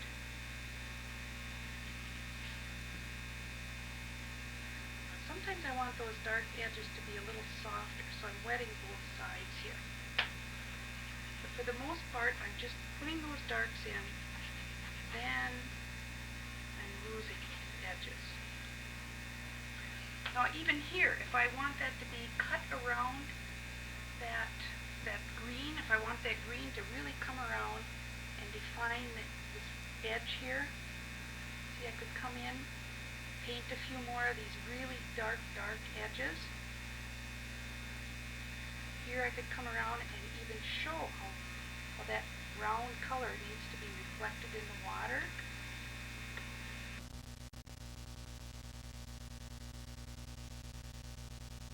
Okay, so I'm just very close to finishing here, but I love details. And so if you really want this water to come out quite spectacularly, then it is important to come in and focus a little bit on some of these details. And that would be some of the dark shapes that are going to be in your water. So right now I'm playing around with some of the darks, and I'm kind of switching between my blue and my magenta. See, over here I'll make it a little bluer. Over in here, a little bluer, and a little magenta. The important thing is to remember that it's darker immediately. Reflections are always darker than what they're reflecting.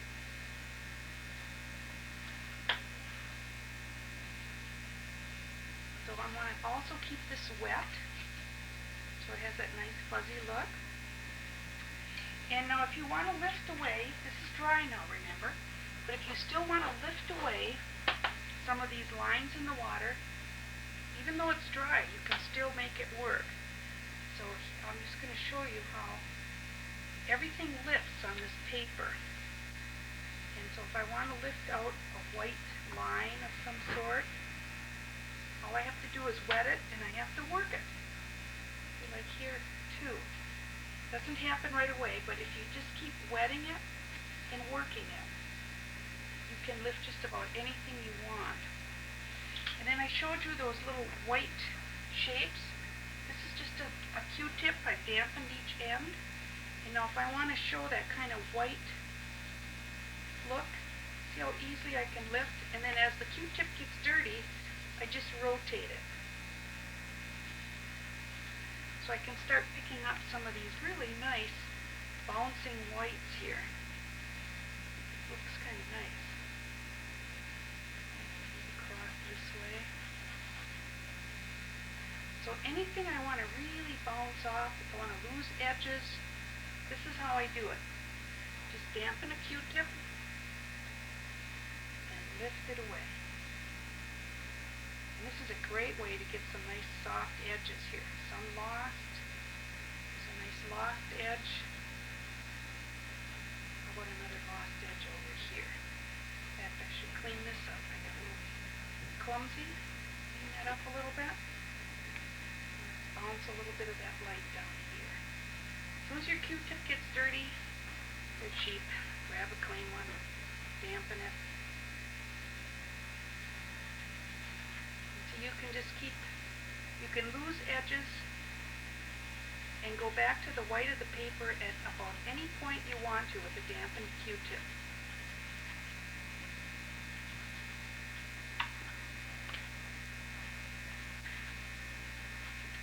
This is something, I adore this so much. I spend hours on detail, just coming in and doing a lot of this final touching and noodling. So I think you get the idea. Time to move along. Now we're going to go into our alla prima. Now this is truly a fun way to work.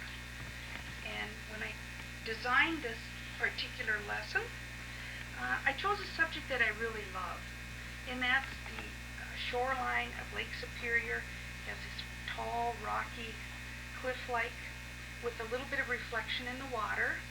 And I'm going to do this in the fall, so we're looking at a lot of oranges and burgundies and rusty colors on the ground cover. And then I'm looking at some evergreens, so you can see I've suggested here some evergreens. And then I even am going to do a birch tree, which is kind of right up the middle of my picture.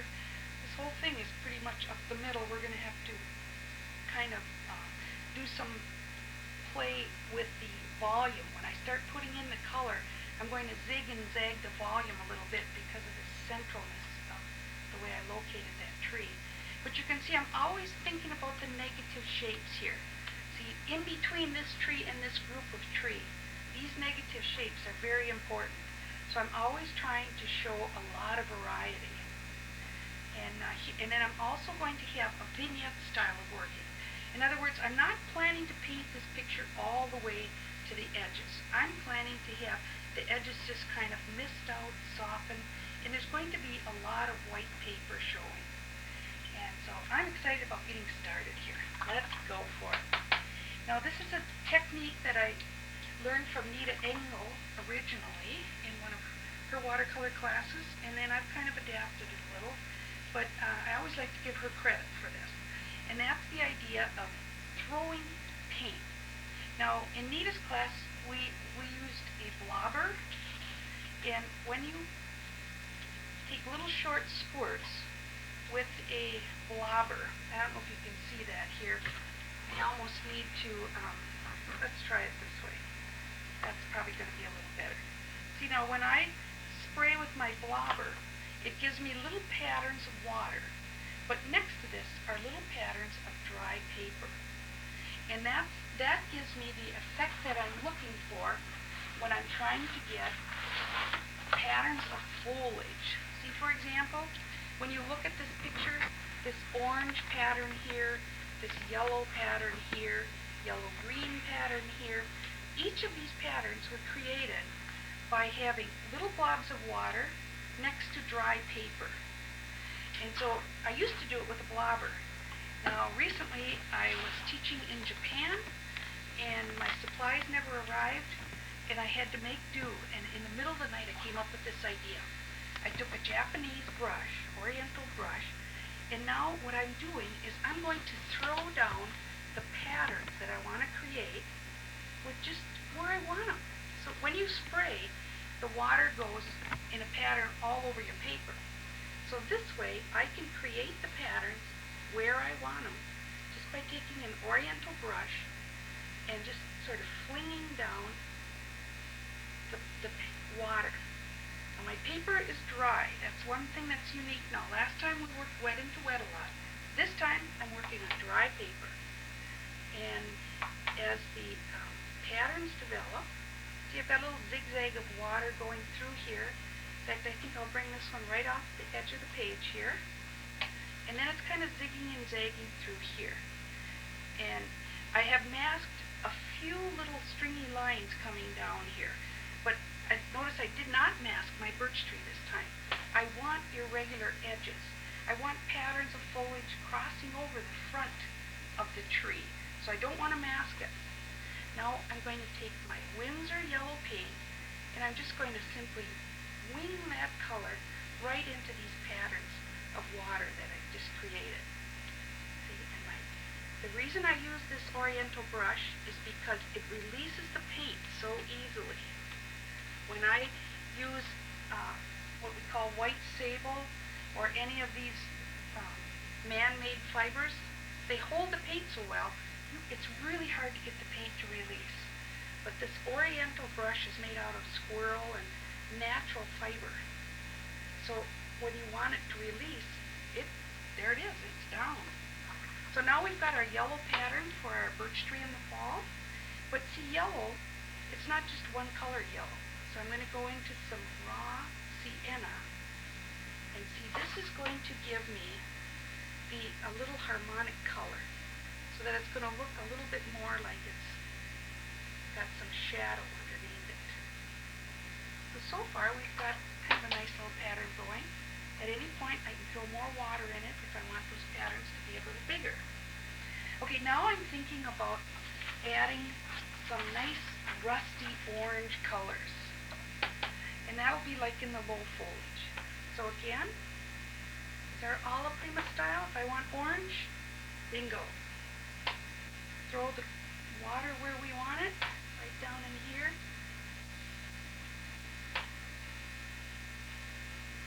Go over, here's some cadmium orange. In fact, it's Winsor orange. I just switched to Winsor orange. It's a little bit more transparent. And look at there, orange. That one. Now, you'll notice that I'm tapping my brush. Watch this. When I want it to release, I do a downward motion and I tap it. And that gives me a relatively small puddle of water. And when I want small, just small patterns, I use what I call this reform smoker or polite smoker style here. And the little tapping motion like this gives me the small pattern. So now we've got some nice orange pattern going here. Again, we want harmonic color. So now I'm into a little scarlet lake, much brighter orange. I'm going to throw that right in with it. Get a little more harmonic color going. And then I'm going to go over here into my brown madder. And this is a much darker, it's got alizarin crimson mixed in it with burnt sienna. See how nice that is? A little bit darker color. And I think I'm going to start thinking now about maybe some of this could start becoming the edge of the bank, the embankment here. So I'm going to start negatively painting around some of these patterns I've created. And then I'm just going to wet them and pull some of this color down here.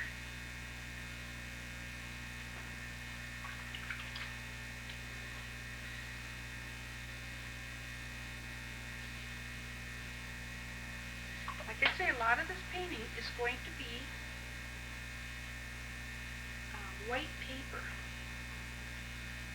Now I'm switching to burnt sienna, much softer color. It's kind of a perfect color for rocks. A little crack in the rock there, so I'm negatively painting around it.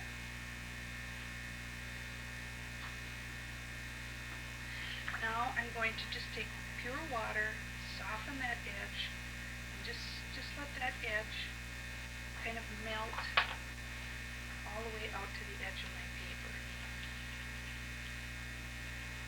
I'm going to throw a little bit of this burnt sienna color over here, warm it up a little bit.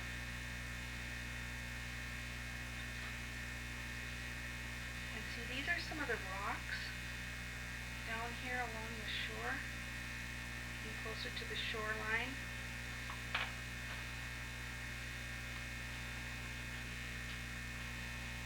Keep it soft. I want the color focused in here. I want the edges all to be pretty soft. Now there's going to be some dark edges in that too. So I'm going to come in with a little bit of, this is my Antwerp blue, and I love to do this, mix pure color together on the paper. So these are going to be some of the shadows that are coming down. And of course it's going to be deeper shadows underneath where those kind of that low growth is hanging out over the top. So we're going to have some more shadows underneath there. I'm just going to throw some of that paint down. And just let it happen. There's some of the darks I want. Now one of the things that gives some really, really nice texture, like to form kind of a rock-like texture, is wax paper. So notice this wax paper has a grain in it. And see what we call the selvage edge when it comes out? This edge right here is the selvage edge. This edge is the cut edge. And there is a grain going through the paper that is parallel to the selvage edge. So actually what I want to do is I want this to have an up and down movement to it. So I'm just going to put this, just going to set this on here and see what happens, and let it kind of do an up and down movement. And I'll put a little piece over here. Getting into some tricks here. Kind of fun. We'll see what happens. Now the rest of this I just want soft, so I'm going to take my fine mister here, just let it do its thing. Okay, so enough for that. That'll give us some nice rocky textures. Let's go back and think about some of the patterns we want to develop up in this fall deep woods foliage. I'm ready now to think about some of these dark evergreen colors. So by using a combination of Vermilion yellow, Antwerp blue. Now the reason I like Antwerp, I mentioned this earlier, but just in case you didn't believe me, Antwerp, when Antwerp touches, look at, see how it moves? You just touch this in water and it takes off. Now there are very few blues that do this. So I always use Antwerp when I'm throwing paint. I've tried to throw paint like with French ultramarine blue. Those colors won't go anywhere. It's crazy. They just go thud and sink down to the bottom of the water. So I've kind of given up. Antwerp's my blue. When I'm throwing paint, that's the one I use.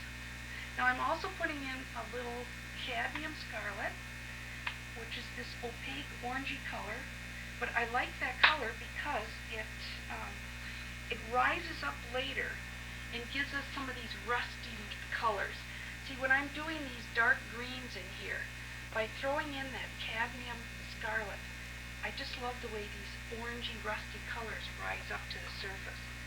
So now this should start taking on a kind of an exciting change in values, because we're going to be putting in this really dark evergreen color. So I'm going to weight the picture now with some darker greens over on this side that will take your eye all the way off the edge of the paper here. And all I'm doing now is creating my pattern with my water. Just throwing water.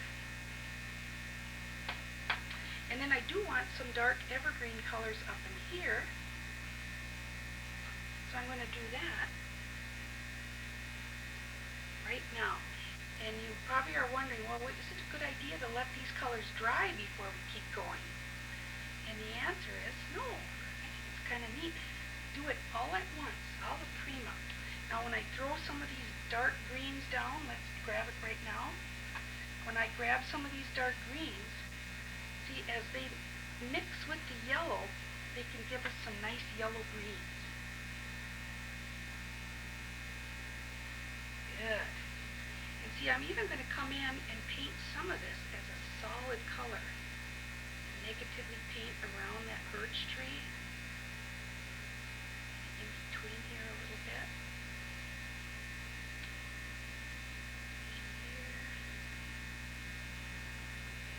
So I like to go in between and start showing the trunks of the tree a little bit.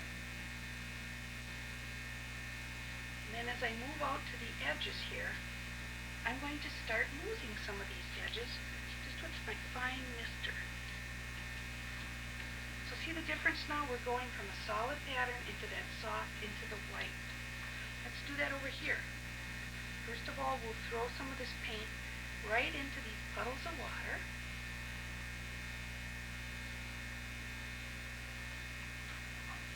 Now this is all a dark green. I'll alter this to make it a little more harmonic later. But for now, I'm just looking at some nice darks. And if it blends with the oranges, that's good. Here too, I want to do some negative painting around my birch tree trunk. Kind of bump into some of these other patterns.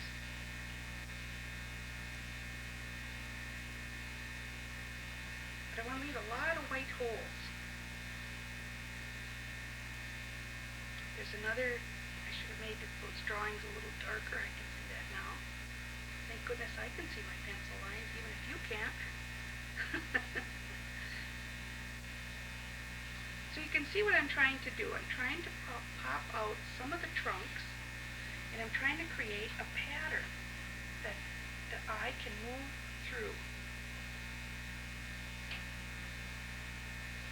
Now again, I want this pattern to be soft, kind of melt out in some places.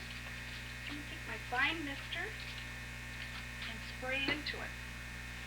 Meanwhile, let's take a look at what's happening with some of these textures here. Ooh, nice. See, that's starting to look like some texture from the rock. And because it can be kind of a monotonous look, I like to take it off a little bit early and then kind of lose some of those edges.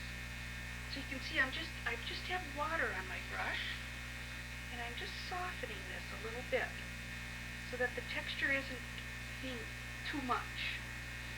We don't want people to look at this and say, oh, she put wax paper on there. We want them to look at it and say, how did she do that? So now this is my burnt sienna with a little bit of Antwerp added. So we can start showing that some of these rocks are a little bit darker.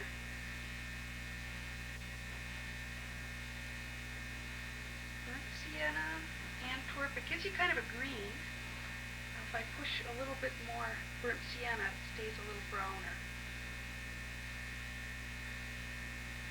See, I kind of like having it just a little bit darker up here towards the top.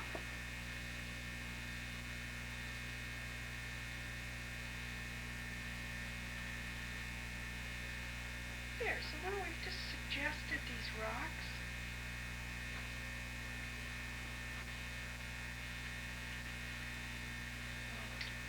Get back to our painting. Oh, this is so fun. Look at those lovely edges that are happening. I love the lost and found look. I'm going to grab up a little bit of extra here. And what I want to do now is I really want to concentrate on a dark shape coming into this area. So I'm going to put a lot of red, cadmium scarlet, my orange, and a lot of cobalt, of Antwerp blue together here. I'm going to really come in and create some dark patterns in here.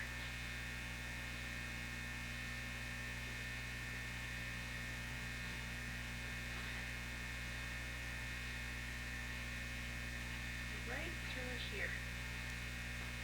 Nice dark pattern, leading your eye, starting to define the edge here.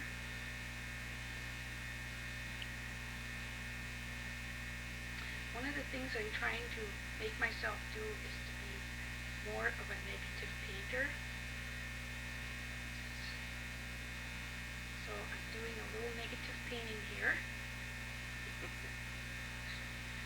got a ways to go, but it's fun. So now you can see that dark pattern developing, and then I'm just going to let that mist out to the edge. Same here, this pattern is going to just kind of play itself across the page, and I don't want to go exactly across.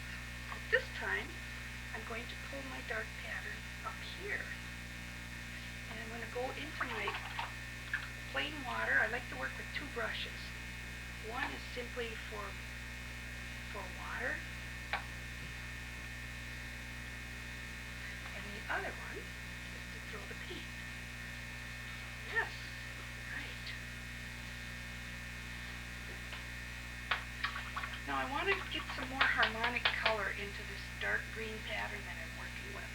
So the first thing I'm going to do is I'm going to go in and I'm going to throw some pure Winsor yellow. See how pretty it just bounces in there. The other thing I'm going to do is take some of this pure scarlet, cadmium scarlet, and when I throw that in, it looks really orange and spotty now, but it will melt in there and it will give us just a really nice dark, warm dark. If I don't do this, what happens is you end up with this really cool painting, and I like the warmth that you get.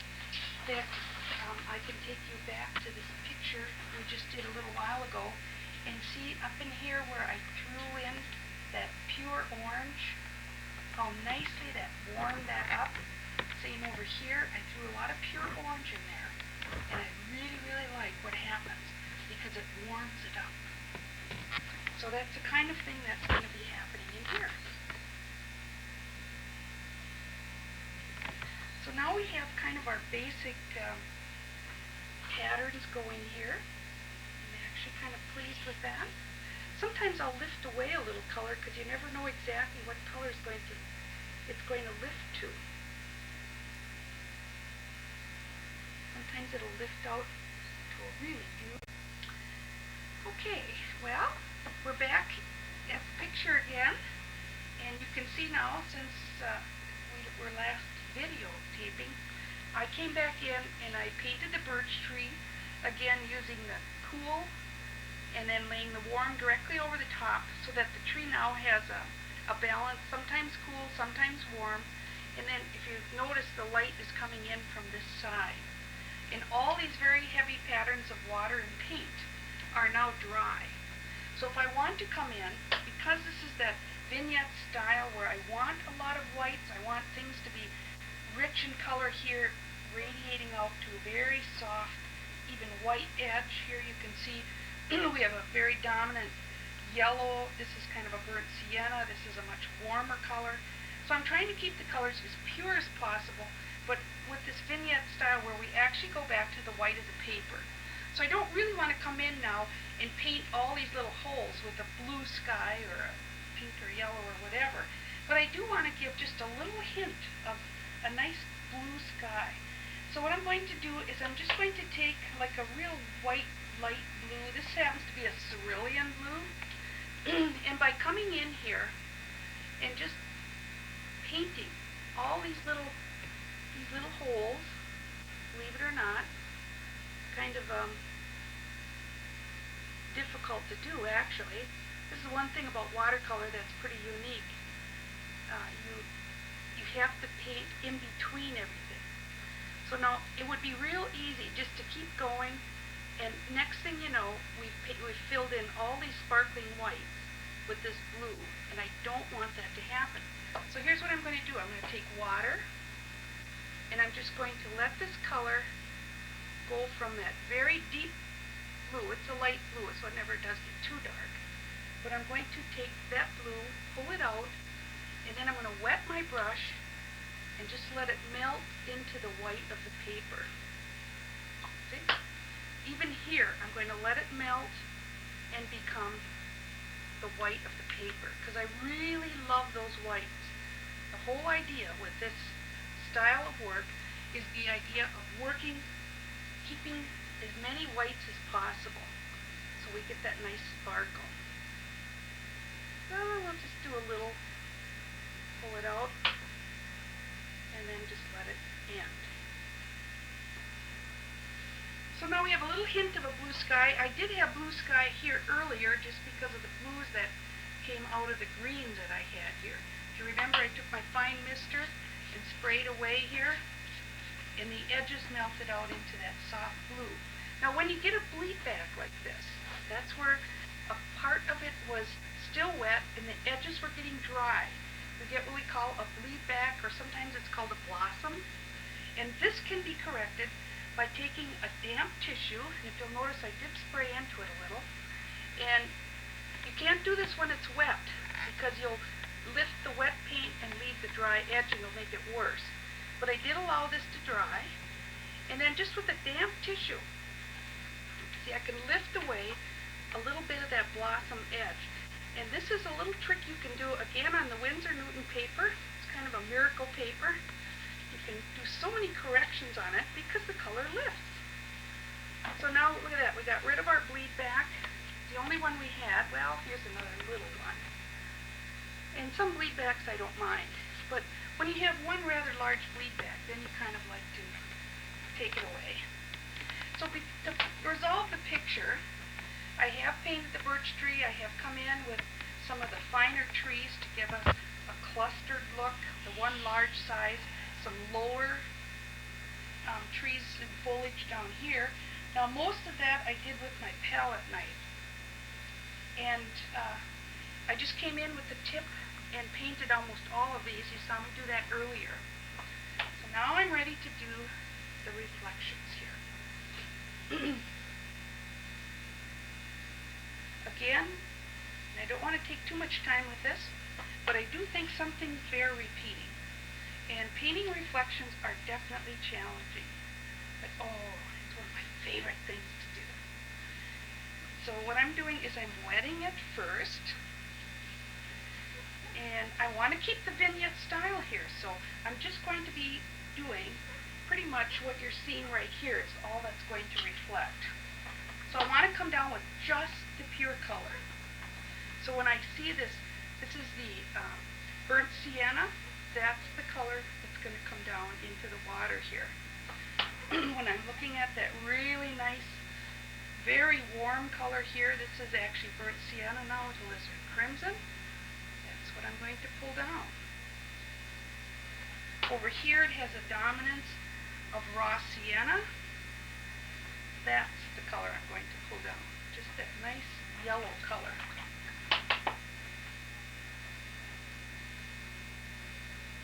So we'll pull the color across, keeping it a few little spots here and there. And then in order to get those darker colors, we use some blues. So I'm going to take a little bit of my pure Antwerp, and I'm going to put that right over the top. And I always like to have these colors mix on the paper. Here we'll put a little bit of pure cobalt over it.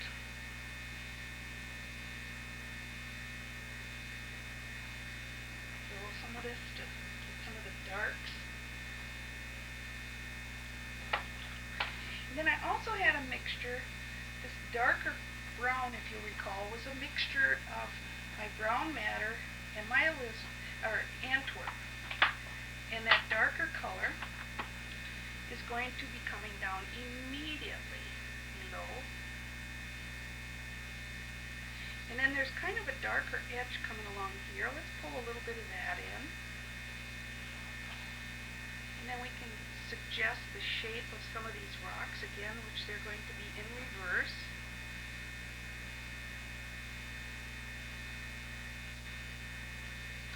I want to get just a little more of that lovely warm burnt sienna. Just kind of lost that, so let's put some more in here. And always push it darker than it is. So I want these much darker colors over here reflecting directly below. This is my raw sienna again.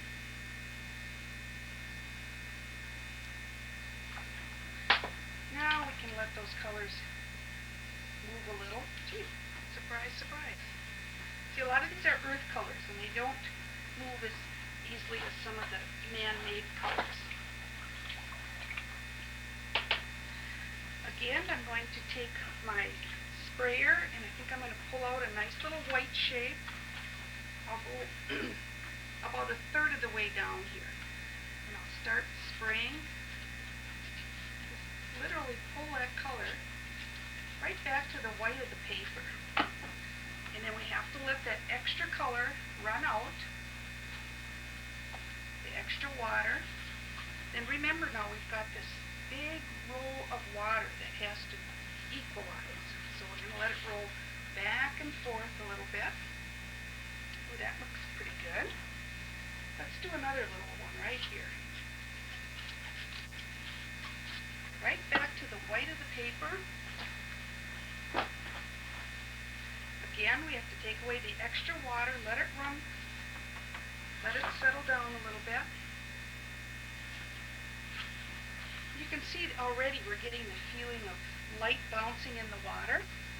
Then using our thirsty brush now, we're going to take and lift away some of these really nice white patterns.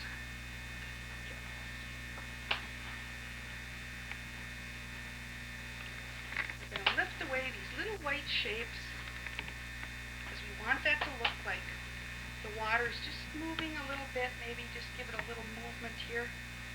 You can see I can pick up the color from one spot and lift it into another. Let's do that again. I'll pick up a little bit of that warm color and move it over here. Let's pick up a little bit of this dark color and move it out here.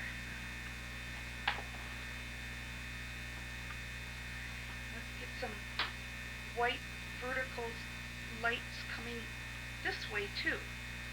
See, I was focusing on the horizontal shapes. Let's get some of the light shapes that would be coming down in a vertical direction. So we're almost weaving shapes in here, overlapping them. Let's pull another little row of white. See how light that is there? That would reflect as a light in the water. Pull that down.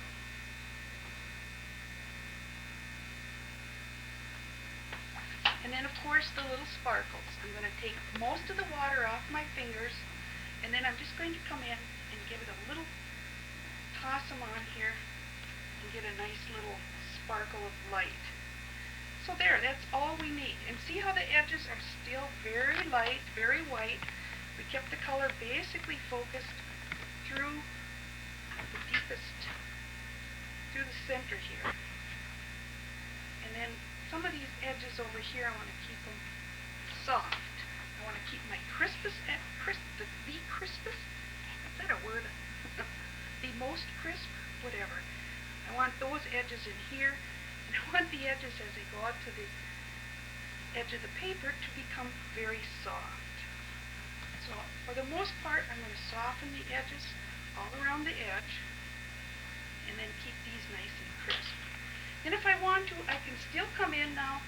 There's an expression that you start your painting with a mop and you end with a needle. So now if I want to, I can come in, see, and I can pick up a few of these darker shapes. This is that brown mixture. I could come in with some even pure color. This is the brown matter mixture. Just pure brown matter if I wanted to come in and really pop out a few darks. This time I'll come in with just a little bit of my burnt sienna. Love this color. I'll just say that the waves get a little bigger. The water moves a little more as you move out.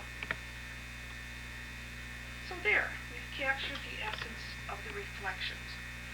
So this concludes this particular style of painting that I call the alla prima, all at once. And what I'd like to do now is start to share with you another whole way of painting, and that is working with the pen and ink. And this is something that Rose, Eden, and myself have pretty much taken over when we do our trips to Europe. And it really has been a great way to work. And I talked a little bit about the immediacy of it. See, when you work with pen and ink, you really get all the details at once. And then there are about 6 or 7 different approaches that I'm going to tell you about. Here you can see this is a place in the Bahamas.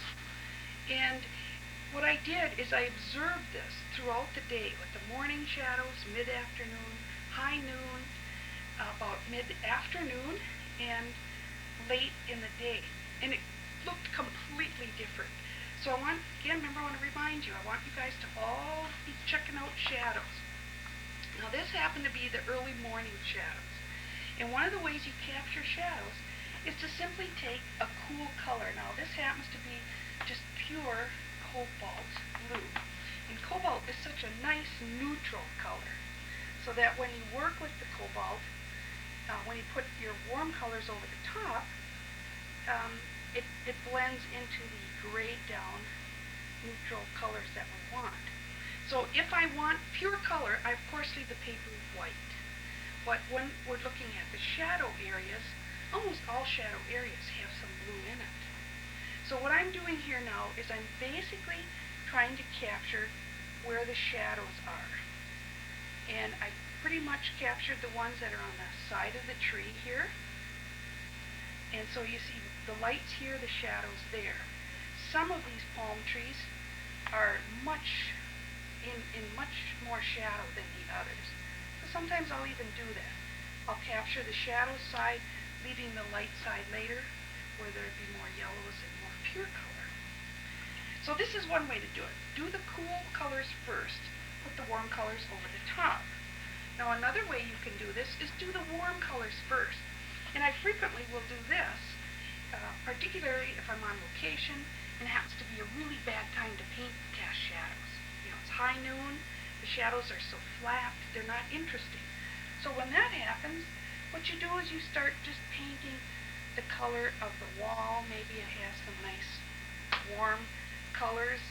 So you might paint the color of the brick, or you might paint in the red flowers, the green leaves, and don't worry about the shadows. And then if the light happens to come out, quick, take a picture, and then when we get home, that's when we will start putting in the cast shadows over the top. Sometimes I'll put in a few shadows because I just have a pretty good idea. For example, this area in here where we know it's going to be dark, the window, I may decide to come in and do the window with just making up some colors. That's easy. Those shadows you can almost always predict.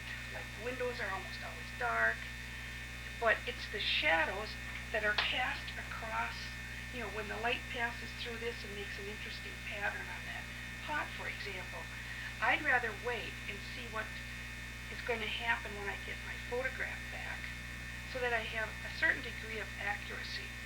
And I think when the day comes that I have had enough experience with this, I probably will be able to just make it all up.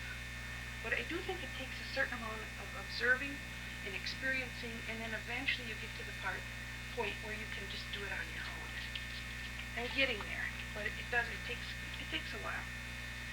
Here's another way that I love to approach on location painting. Again, you can see this is the actual sketch. And these little quarter sheet papers that I'm sharing with you, what I did is I put this in the photocopier, and then I use a paper called Strathmore Aquarius 2. It's an archival paper that you can buy. It's only 80 pounds. It's an excellent paper to paint on, and it will go through the photocopier with no problem. So I'll just put the image inside, reduce it or enlarge it so it'll fit properly onto an 11 by 15 size paper, and then I'll run these through the photocopier. So now here is one of my favorite places in the Bahamas. It's the entrance to somebody's home, and it's lined with these really beautiful palm trees. again, every time you go there, different time of the day, it looks totally different. And this one day, here you can see just directly painting, starting to put in some shadows. Well, this day I decided to try what we call a focus of light. And I do this, Rose and I both do this, so it's something we really enjoy, where you wet the entire paper, and this is before you even have anything painted on it or drawn on it. You wet the entire paper, and leaving the center part just white, you put in, starting with your warm colors, pick a nice yellow, a nice red, and then at the very outside, put a blue. And what this does is it creates this focus of light. Because this is the whitest and this is the warmest, your eye is drawn into the center. And because the cool is along the edge, that just kind of is a way of vignetting or taking interest away from that area, drawing interest into this area. So it's amazing to me how the same piece, directly painted here with the focus of light, you can see how much it's very, very interesting way. And I have with me a picture here from one of my trips to Italy, and this is a little medieval street in one of the little hill towns. And I had prepared a paper before I came with this focus of light. So the yellows that you're seeing here, and the pink tones that you see, and the underpainting of the blues were on here before I started the drawing. And then basically all I did to finish this was to come in with some of the deeper shadows. You know, the darker shadows in the doorways, and some of the cast shadows that you're seeing here, the reflection from the light and so on. But most of the color that you see in this painting was done as an underpaint. And I used that focus of light. In fact, I used it quite a bit when I was doing my children's book. Here you can see when I was doing the fish, I was trying to figure out how I could make this look underwater, and one of the things I figured out was to have a source of light, like the ice hole in the ice here. So I'm going from the ice into the white paper, into the yellows, into the reds, and into the blues, and into the dark gray down purples and so on. And what that does is just creates interest, you know, it's this focus of light. So you might want to try that sometime. Another way that you can work is wet into wet. In other words, here's the original sketch. Here you can see that I wet the entire piece totally. And when the entire piece is wet, of course it's very easy to lose your whites, so you have to be careful. But I did come in with some yellows and reds and blues and kind of a focus of light. You can see I directly threw in some greens, and that's it. Then I let it dry. Then I come back and put in the local color of the piece, some of the crisp edges, and this isn't done yet, but you can see how, again, we're back to that layering, that idea of layering. Another real fun way to do this is simply, here's the original sketch, and this is just random. I just randomly wet the paper, randomly put down colors, and then just sketched right on top of it. So that's a real fun way to start a painting. Here's another one done the same way. Of course, these were a lot easier because all I had to do was photocopy that image over these random starts, and they both took on a little different flavor. So now we're ready to start our little medieval wall here. And what I'm going to show you is the start where I'm going to do my cool first, and then I'll reverse it and do some warm. And what I'm going to do is I'm going to start out with a puddle of cobalt blue and a puddle of permanent magenta. And this is how I like to do it. I don't usually just do straight blue. I usually do a combination of the two. And the way I determine what it's going to be is I look at the subject. And this particular subject happens to have a lot of yellow tones. This was a brick wall, so I'm using my raw sienna now. So it's got a lot of what I would call yellow. And if I were to use cobalt blue, as soon as I mix cobalt blue over the yellow, it's going to turn green. I don't want it to be green. And then when you look at some of the other tones in this wall, they're between this kind of yellow ochre tone and what I would call orange, this burnt sienna. So now, mixing burnt sienna with cobalt blue isn't quite so bad, but it's still a much better combination is what I call a permanent magenta. See, when you mix permanent magenta into the yellows, it's the complement. It's the exact opposite. So when you go from yellow into violet, they're absolute complements. And then when you go from the oranges into the blues, they're complements. So by using a combination of the burnt sienna, the permanent magenta and the cobalt blue, you get a much better balance in your picture.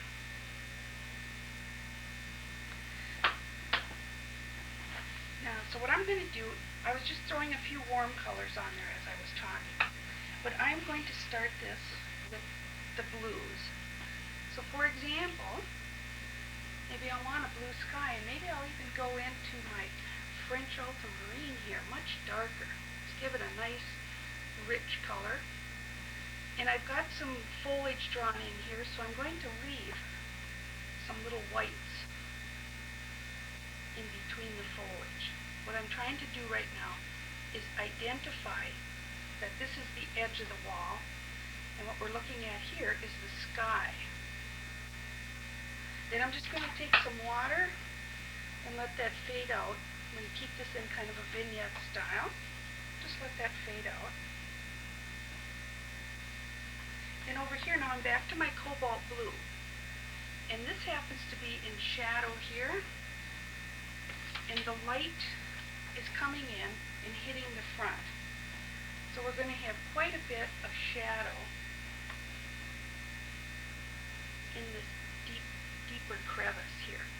And of course we're going to have some shadow as it goes into the mortar parts. Oh, this is fun to do. I can't believe I get to get up every day and paint pictures. It's so cool. Now, over in this area, I want to do what I call a transposition of color, or a reversal. So way on this inner part, I'm going to have the darkest part be the part that's in shadow. And I'm even going to come in here and add some of this permanent magenta.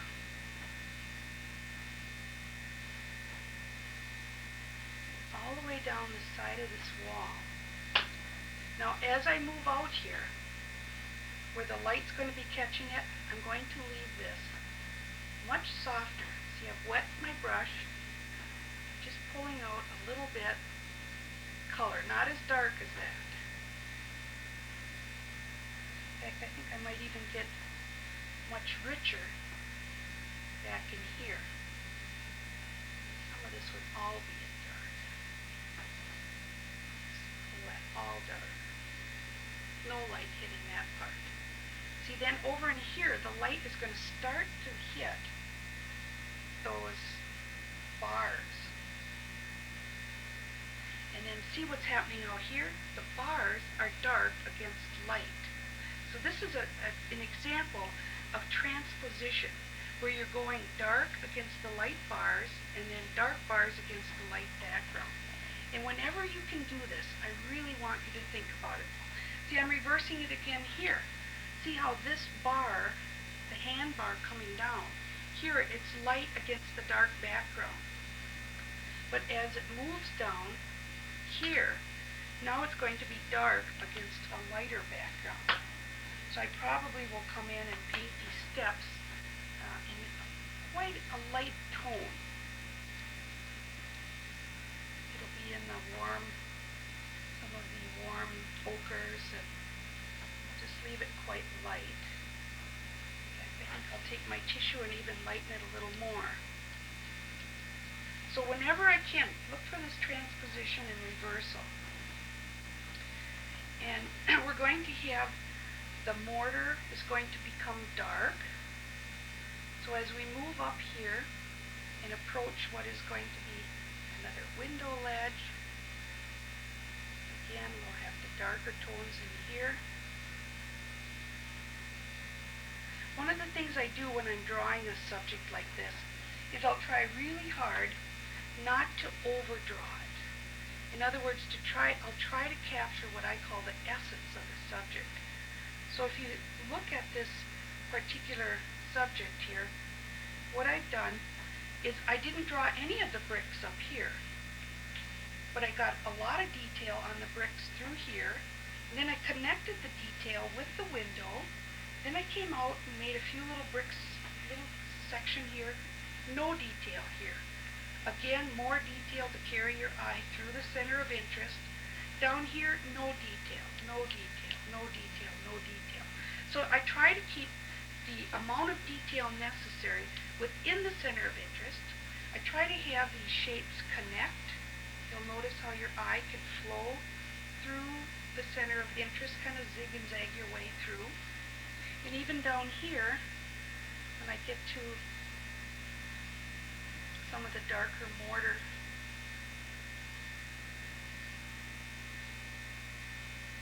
when I get to the edges, I probably will just wet those shapes and just let them melt out into a soft color with no detail. Now up in here you can see earlier when I came in, I was painting brick by brick by brick because those were the ones that were drawn in. Kind of fun, kind of easy, no problem. Only now what I would do in these areas that don't have drawing, I would still continue to paint the bricks. See, so I would paint some brick shapes, make up some of the shapes, change the color. Let's warm a few of these up. Moving into my burnt sienna now. So to me it makes it a much more interesting picture if some of these are drawn and painted and others are only painted. Now here we're looking at the positive shape of the brick, stonework. The actual shape of it is painted. But we could also reverse that too. See, right now I'm coming in and painting what would be the actual mortar that is holding these together. Some are purple, some are blue, some are a mixture of both. But why not then continue by drawing in some of this mortar shape? Just paint in some of the mortar shapes, but not the stone. So again, I'm always looking for reversals. How can we make this picture more interesting? Not just a bunch of pen lines all painted in like a coloring book. And believe me, that's what you want to do. As soon as you start working with pen lines, it's too easy. You want to start filling it in like a coloring book. And that's the one thing I want to warn you about. I want you to look at this as an opportunity to make it as rich as you can. To, like I just mentioned, do some painting and detail where you haven't actually drawn it, and go outside the lines as much as possible. Now down in here I've indicated foliage, and you already know how I'm going to do that. I'm going to simply throw a little water, develop some of these patterns, and then I'm going to mix up my mixture. This is always my favorite one, Antwerp blue, because it moves so beautifully, and my Aeolian yellow. And see, in just a very short time, I can come in here, make it a little bit lighter up here where the light is catching it.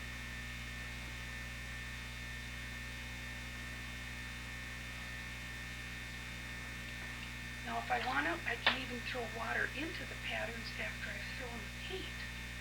So there's different ways you can do this. But now some of this I want really lacy. I love, see, this is a very lacy look. Very nice. But it would be boring if the whole thing was just lacy. So usually about this stage, then I'll start coming in and I'll negatively start painting in what would be the more shadowy areas. So to really finish this off, what would look nice now is to have areas that aren't so lacy, just plain, pretty solid.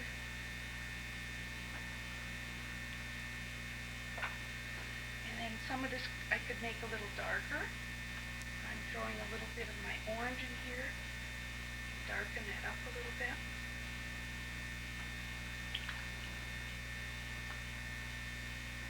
This is pretty much a straight Antwerp blue here, which gives it a beautiful, rich, dark Antwerp all by itself. And then when I get to the edge, you already know what I'm going to do. I'm going to take my fine mister and kind of protect that side. I don't want this to take away from that. And I will frequently just soften all kinds of areas with my mister. See, and this takes it away from that coloring book look too. Because now we're going between hard edges and soft edges. Very important. See, even up in here, I love how some of that has softened out just by spraying into it.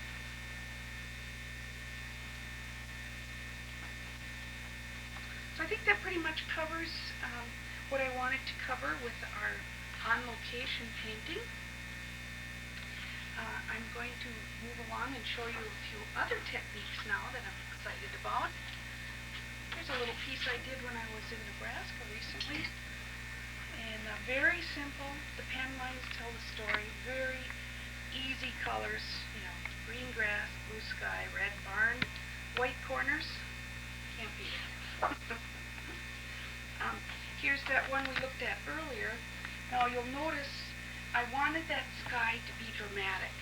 So before I painted the greens, I actually painted around where the fronds of the palm tree are, because I wanted this really dramatic dark against the light. So now is the time when I'm going to come back in and start painting in some of these fronds. Now some of them can be very dark. This is a very deep mixture of Antwerp and that orange to make it even darker. But now if I put it that dark next to that dark sky, you know what's going to happen. I'm going to lose all the contrast. So up there, I would transpose again this color so that it is going to turn into a light green. And even lighter, I could almost go with a straight yellow. See, it's still going to read as green. And here I am painting almost straight yellow on there. So think about this transposition of color all the time. Fence posts, sailboat masts, trees. When you're working against a light background, make the image dark. When you're working against a dark background, make the image light. Even though it's the same tree, transpose it. All right. Well, the next thing I want to talk about is these were things, you know, when you've tried it all and you're looking for something that's a little bit different, this is really fun to do. Gerald Brommer does a lot of this. If you've ever looked at any of his books, he works a lot where he takes many different kinds of oriental papers. And now I'm using, you can't see it, but I'm actually using some of this paper that is white with fibers in it. So I've glued some of those down. This is a type of washi paper. It's very, very coarse. It's a Japanese paper. And this is one that has bark, or who knows what that is. I think it's bark. And it comes in a fine texture, and it also comes in this very large textured bark. So I just grabbed some of these randomly. I glued them down. Now when I glued them down, I used a mixture of matte, medium, and varnish that I mixed half and half with water. And when I use this mixture, I always also use a very inexpensive and very soft bristle. This is a bristle brush, a natural fiber actually, I think some kind of an animal. And they only run $1.50 or so. You can get them at a hardware store. But do not use your good $30, $40 brushes, because this glue will never clean up totally, and you're going to lose the flexibility of your brushes. So I just simply mix this up into you can hear, it's very fluid. It's the consistency of about a skim milk. And then I just simply glued these pieces down. Half matte, medium, and varnish. Now this is a product that comes already mixed together. Matte, medium, and varnish. By using the matte medium, you can paint on top of it. If you use gloss medium, you are going to get too much resist, and you can't paint on top of it. And the idea is, I chose a subject that would look good with these nice warm colors. And again, I was looking at some photographs I had taken from the Umbrian Hills in Italy with all that wonderful stonework. And what I've done is I've painted transparently over the top of these papers. And just things happen randomly. It's really fun. So for example, over here you can see I've put in some of the cool colors. And what I'm going to do now is simply come in and glaze over.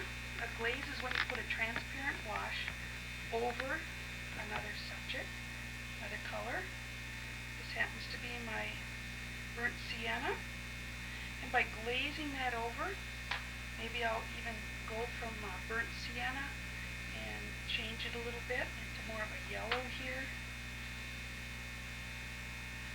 But you can see how those tones are affected by the different shapes and colors of paper that are underneath it.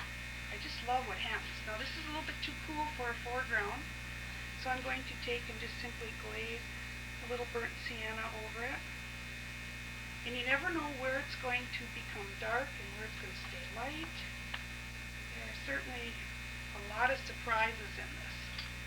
And the other part that's kind of fun, if you get too dark or if things happen that aren't to your liking, just dampen the tissue and see you can lift a lot of this color away. So very often what I'll do is if I see a color that's gotten a little dark and I want to highlight some of the textures on the bricks, I'll just simply come in and I'll lift away some of the color on the surface and leave some of the colors that won't lift. I mean, things are out of your control at some point. But look at those. I mean, it would be very difficult to paint that, but it really does give a nice, rich, stone-like quality. And so I want to share that with you. Another technique, and this is still pretty new for me, but I mentioned earlier taking a subject that lends itself to this style of work. And of course, anything with a lot of texture is really, really good. So I kind of quickly redrew that on this little quarter sheet here. And now I have taken what's called acrylic gel medium. And I squeezed some of this out and just took a stick. And it's transparent, so I couldn't really see what I was doing. But I just simply put that down in the direction. When the bricks were kind of round, I made it round. If I was just doing the mortar, I used the edge of this stick, actually just a little piece of mat board. And I just love what happens when you paint on top of this. See, when you go on top of these shapes, the certain colors settle in and stain the paper, and some colors just sort of lay on top of this medium. You can see already we're getting almost kind of a wood-like texture here. Very nice. Let's say you wanted to have a vignette style, and before you knew it, you painted the whole thing. Very easy to do. Well, with this particular thing, it's very easy to change because you can put it down and take it away very easily. Now, if I want it to be a little darker, I can just go over here to a cool. This happens to be my Antwerp, maybe a little indigo. You can see I can pull in some of that color into some of these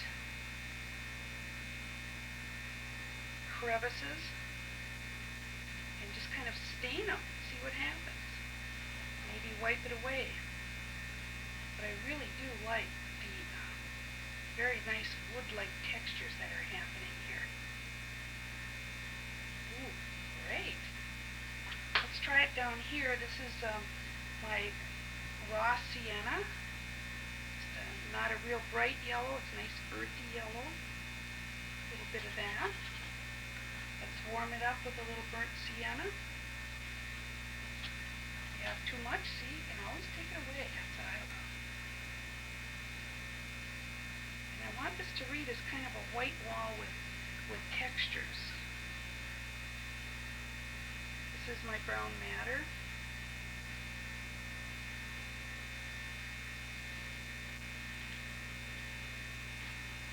Brown matter, you know, has got a little alizarin in it, so it's going to be a lot redder color. Again, we can lift away if we want.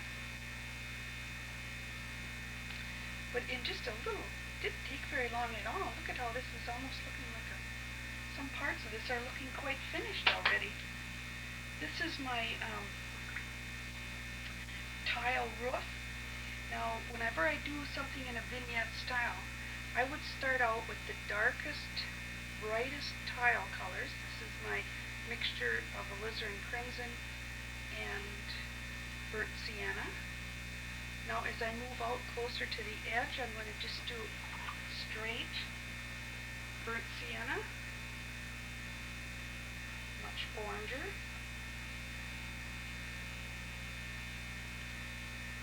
And then as I get even closer, I'm going to mix a little yellow in with that and get lighter and lighter.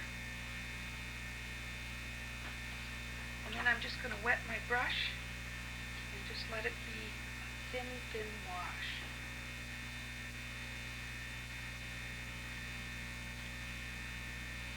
So this is what I try to do. I do less and less detail and more detail as we move in closer to the center of interest.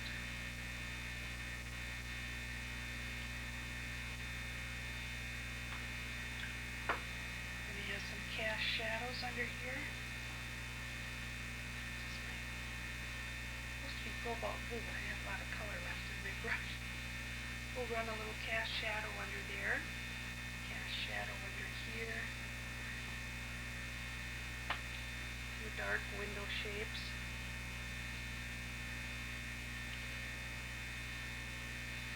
But everything that's happening to me here now is a surprise because of those little textures that I added earlier. Well, I think that's going to be a fun way. I plan to do a lot more with this. So you might want to try that. Gel medium, or in this case it was called an acrylic transparentizer. Same thing. Put that down, let it dry, paint over, see what happens. Next thing we're going to do is I'm going to show you total abstraction. In other words, I'm going to take the theme of landscape, but I'm going to interpret it very abstractly. And I'm going to do a combination. This happens to be powdered charcoal. And this is a product you can buy, powdered charcoal. Sometimes it's hard to find, but it is available. I did see it still on the market, so I wouldn't want to show you something that you can't get. But for a while it was very difficult to get this. Now I suppose you could grind up your own charcoal if you're a purist, but I just like to buy it already powdered. And the technique I used here was where I wet the paper, the powdered charcoal resisted completely. And the only parts that are affected by the charcoal are the areas of the paper that are dry. And you can see I've started gluing down some ripped up papers here. So I'm going to show you first of all how I did this powdered charcoal underpainting. I have a little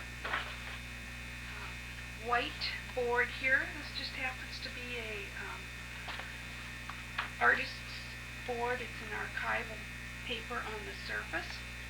And what I want to do is if I just put powdered charcoal on here and pour, the whole thing's going to be dirty and dark. And I really want to have control over where those lights are. So for example, by coming in now with the water, and I wanted this corner to be pretty much the white of the paper. Because again, I'm working in this vignette style. But I do want a dark shape coming down here, so I'm going to wet in between. I'll have that dark shape. Maybe I'll have another dark shape coming in off the top. I'll kind of keep this corner white over here. Maybe I'll have some horizontal shapes kind of working across. White out this corner. And white out this corner. And this happens so quickly, you're not going to believe it. But it is messy, so I've got a nice deep little tub here. So we have areas that are wet are going to resist. And now I'm simply going to take this powdered charcoal, sprinkle it on here. And you don't have to be too fussy, you don't have to do too much, just a little. Sprinkle it on. You know, the way the water hits this is going to determine the patterns in it. So if I just take a handful of water and throw it, I've got some water here in a pitcher, if I just throw it on here, it's going to start creating kind of an interesting pattern. And then I want it to be at a diagonal. So I'm going to hold this at a diagonal, and then I'm going to pour the water over it. You can see there's my pattern. And then you have to just keep pouring until it's nice and clean. Sometimes you'll get a little pocket like this. I'll just touch it and explode them with my finger. I don't want any real dark pockets. And this is all there is. Just keep pouring it until it runs clean.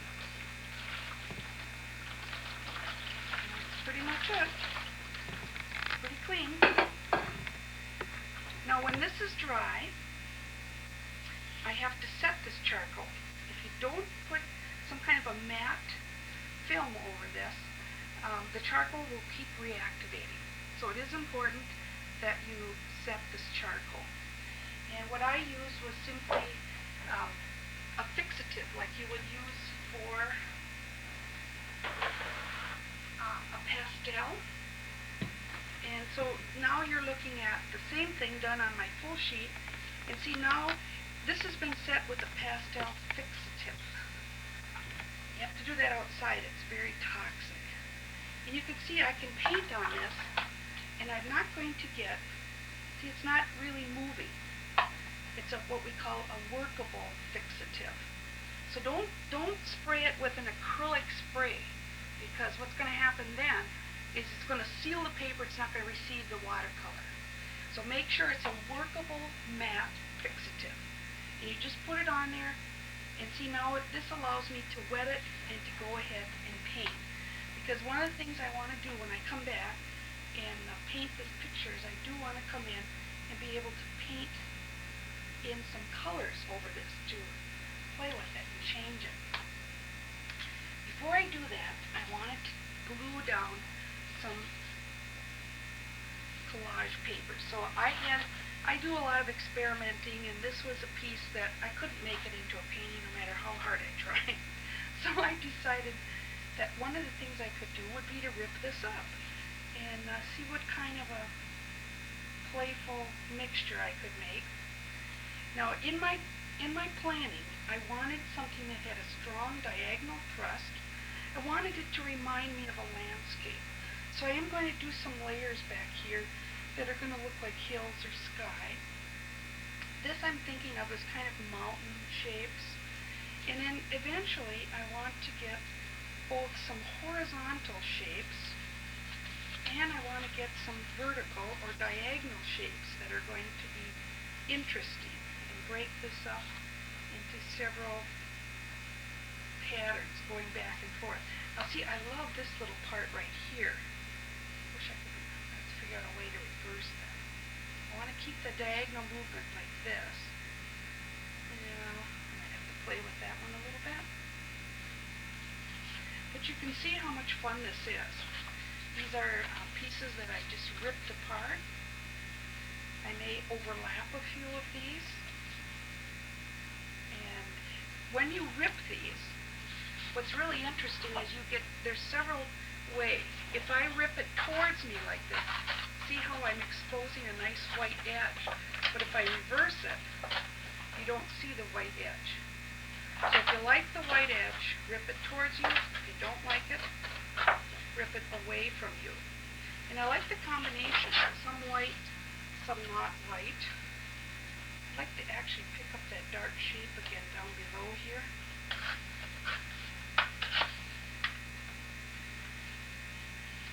But all I have in mind at this stage of the game was to have a really strong dark shape coming through, repeating, and then I wanted to get a number of strong horizontal shapes. So this whole thing becomes a grid, or what we call a cruciform style, where you have some horizontal and some vertical, and it's almost like a weaving at this point. I'm literally weaving these shapes together, trying to make it into... I got to be careful. Look at, they're all going right through the center, right through the center. Oh boy, I got my work cut out for me now. I'm getting busy. So when you come back, I will have glued this down. The other thing I'm going to do is I do a lot of work with abstraction, and whenever I have little pieces left over, I put them in these little bags. And each of these little bags have similar colors in them. And so I'm going to try to find a bag that has, ooh, I can see it already. Found one I like. Now this probably has some wonderful little tidbits of color. I need to warm this up. You can see it's all very, very cool. So with some of these nice warm colors, this is a very light paper. That fibered paper, very lightweight. So I'll be able to glue these down, again with this mixture of matte, medium, and varnish mixed with water. And then this will give me a couple of special highlights too that will add some warmth, add some additional kinds of texture. So that's my little base. So we'll take a break. When I come back, well, here we are back again, and you can see now that I have chosen the shapes that I wanted to work with, and what I really had in mind was this diagonal thrust, and at least one strong dark shape that's kind of weaving its way through from top to bottom. And then I also like to do some horizontal shapes. I don't have very many of those, but I did put in a few, and then some of these edges that I created earlier have some horizontal feel to it. And I probably will link in some horizontal feel when I put in the colors. Now I should also mention that when I glued down this paper, these pieces of paper were actually 140-pound paper that I ripped up. And of course you can't use that lightweight glue that I used to put down these light fibered papers for something as heavy as 140 pounds. So I used this glue called Yes. And it's really a nice glue for all purposes, and it cleans up easily. So I turned these papers over with my finger. I put glue on the entire piece, not just little dabs here and there. We want very good craftsmanship, boys and girls. So I want you to do the entire piece, and then press it down. And then I did put a weight on it, just to be absolutely sure that they would dry fairly flat. And there are many glues on the market that are viscous enough to hold 140-pound paper down. But the Yes glue seems to do one of the best jobs. So I wanted to mention that. Another thing that I like to work from, and I'm really surprised I didn't talk about this at the very beginning, but I really enjoy designing these little abstract paintings.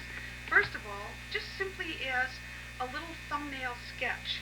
And here you can see where I'm starting to work out values between the darks and the lights. And then the way the movement goes through a painting, what we call the directional movement that's in a painting. All of this can kind of be determined in these little sketches. And I do a lot with that transposition of dark against light, light against dark that we talked about earlier. And I think about values, whites, mid-tone values going into darks. And most of this can be accomplished with these little thumbnail sketches. And just something as simple as this is enough to really get me excited about starting a big abstract painting. So it's always good to take time and do your doodling. Now I actually did these doodling with pens, and I realized that I did not talk to you about the kind of pen I used when I did my painting of this one here. Now I drew this in with a pen, and the on location paintings I like to do with pen. And my favorite pen is this one that has permanent ink in it, and it comes out as a brown tone. And this one is made by the Mars Stadler Graphic Company, and it's a German-made ink, and it's really, really an excellent quality. And you just push it in and give it a click, and they hold the paint or the ink for a fairly long time. So this is a very deep sepia tone. It's the number 313. And one that you can pick up in just about any store across the country is the Sanford Sharpie. And this also is a permanent ink, and I have found it to be extremely durable. But when you buy it, it comes in many different tips. And the tip that I recommend is the one called the Ultra Fine. It comes in fine and ultra fine. It's the very finest tip they make. And even though it's called a really fine tip, you can see it comes out in a fairly dark thickness, fairly thick thickness, I should say. So those are the pens that I recommend and use. So we're ready now to get started and put some color down. This is exciting. Now I'm pretty much stuck to my cool tones here. And you can see that I did warm it up a little bit with this pink enroux. It's not an enroux, but it's kind of like a tissue paper, but it's an archival paper, one that I don't have to worry about it turning yellow or doing bad things. It's a type of archival paper. And then I'm kind of wondering what color would be the best color to complement this. I wanted to warm it a little, so I've got a little bit of pink. And with a little help from my person doing the photography here for me, Lynn Olson, came up with a great idea. She said, how about kind of a purpley magenta? And I think that was an excellent suggestion. So I'm going to come in now and with a direct painting style, I'm going to just start adding some color. And what's so fun about this is as it goes over the textures, now you can see what's happening here. I'm getting some wonderful textures, dark and light patterns that were happening just because as I went over that paper, it gave me that look. Now up here I want to leave some areas restful. I haven't talked a lot about that, but I really feel it's important that every time you paint a picture, it's very, very important to leave areas of rest, where not too much happens. And that way your eye stays more focused in the center of interest. So we're going to come in here with a little bit of nice warm color. Ooh, I like that soft looking edge too. Here we have it. See, I like that better already. That was a very good idea, Darren. And so I'm going to come in with this color and kind of pull it, sometimes in with these dark shapes. And I love those white edges I ripped too. See, I don't want to get too hasty about losing those lovely white edges. So I'm going to be a little careful about that. Sometimes I'll go over this charcoal and other times I'll leave it. I'm just going to come in now and accent some of these purpley tones through my center of interest. See, I love the color we get when we go on top of that dark.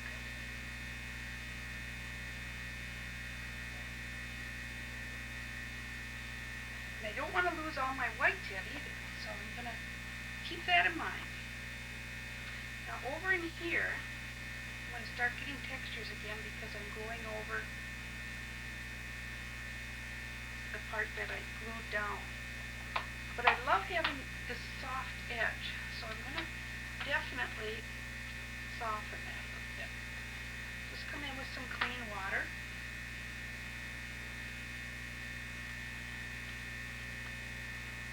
And then the next thing I want to think about now is pulling in more of a landscape feel. This reminds me of cliffs and sky.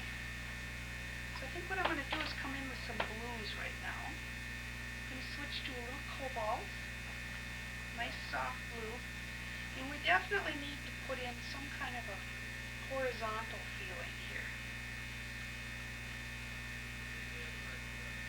So I'm going to pull this color right across.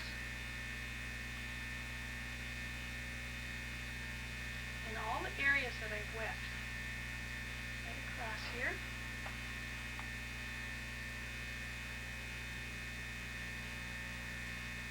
Maybe right through that area too.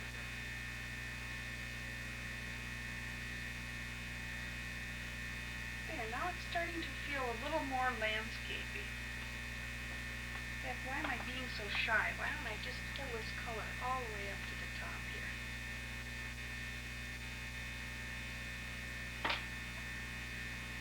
And then there isn't any reason why I can't paint over the top of these other pieces that I have here. It's just that I'm leaving them for a little while. I like that white shape, and so I don't want to lose it yet. I've decided I don't need white corners, so I'm going to come in and put some whites in there. Oh good, this is starting to feel like a landscape now. A little bit darker blue.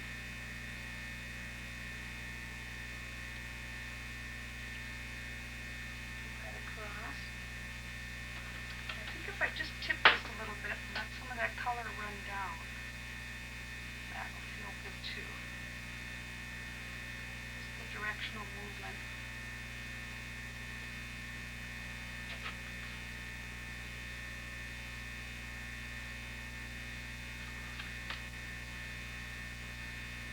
Okay, now I want to keep a lot of whites through here.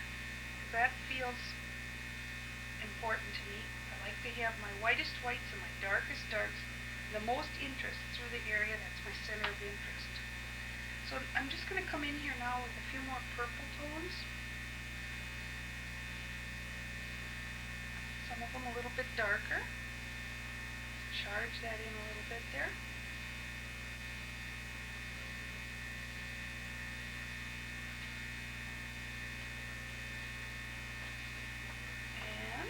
Over in here too, some nice bright tones.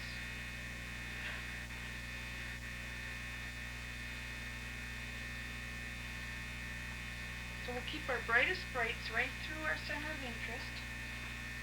I like to stand up when I'm painting so I can really get a good vantage point of what I'm doing. I never like my paintings as well when I sit down to paint.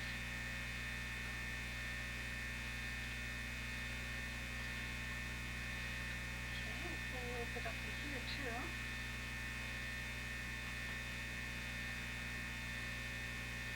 And we'll lock a little bit of this nice purpley color in here.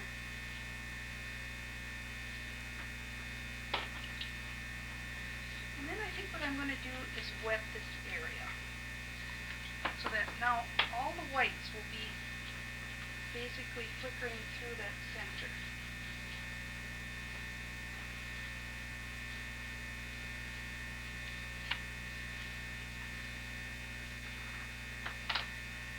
Maybe we'll even repeat a little bit of that blue.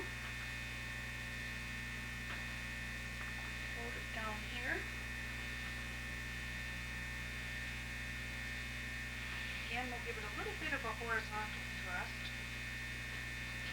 I always think of this like weaving. If you have a strong diagonal movement, then you definitely want to give it some kind of a counter movement.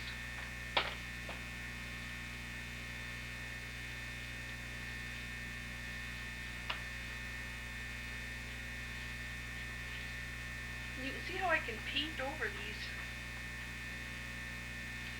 graphite areas without disturbing them. And that's because I put that fixative on. If you don't put the fixative on, you'll not be able to do this. So it'll definitely be a problem, because this will just mush all together and you'll just lose all that nice definition. Now I'm thinking I'd like to pull some of this purple tone off the page here. Let's pull it right down and around, link it a little bit here, maybe even a little on this side.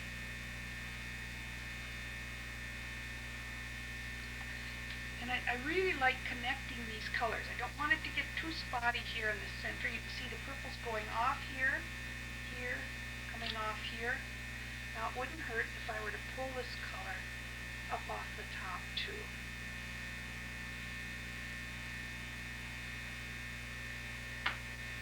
And another thing I like to do is bless the painting a little bit here. So if we maybe just do a little bit of spots. There. Looks good. Every time I get a painting framed up, the poor printer goes nuts trying to get rid of spots on my pictures. And the truth of the matter is, they're all over my pictures.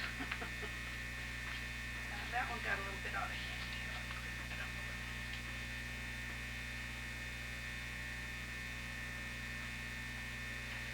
Well, that feels a lot better now with the purples in there. It could be that I want to put just a little bit more harmonic blue. We've got some cobalt, and then we've got some of the, not sure what color that blue is in that picture I ripped up there. But I think a little French ultramarine would be nice too. And this would give us a nice, rich blue tone. So again, I'm going to come in with this diagonal. And at this point, most of my painting is wet.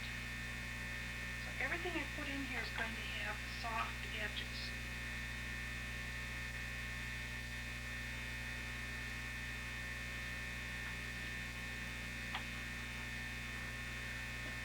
A little higher here.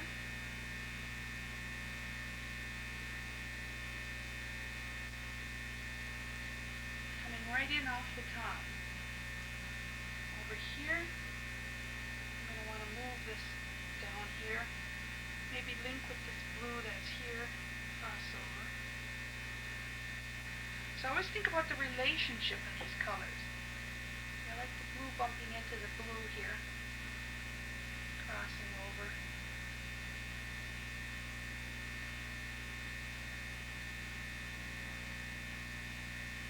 And maybe just a little bit more over here.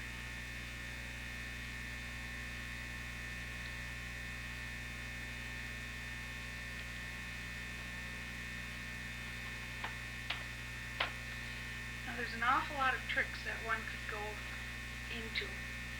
Salt, spraying metallic. Most of you who've been in my classes know that I also work with plastic wrap, which will give some wonderful textures and patterns, even wax paper.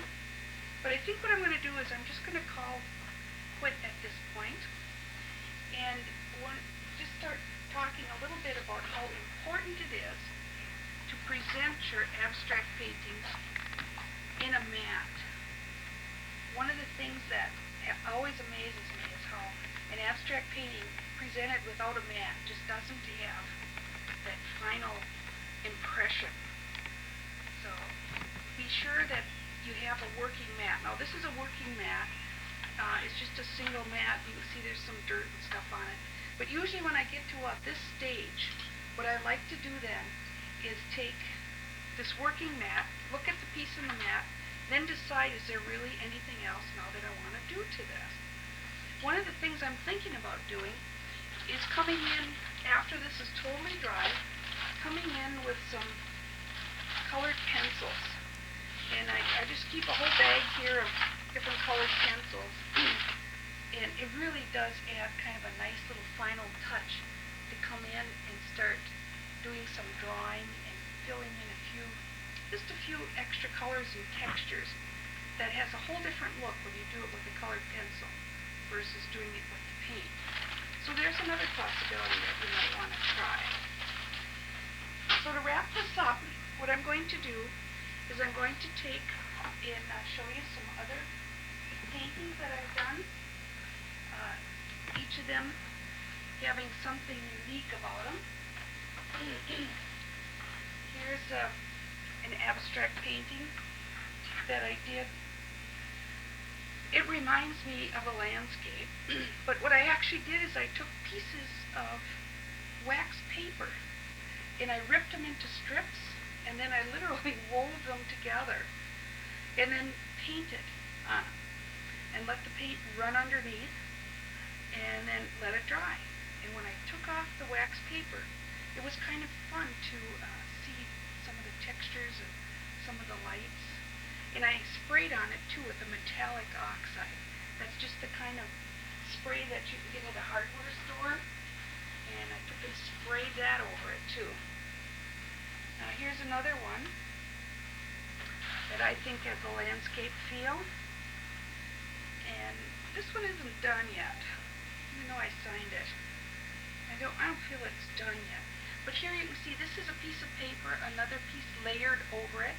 You can see the torn edge. I made that important element of it. Another piece of torn paper, these are all 140-pound papers that have been torn and layered into what kind of looks like a mountain range.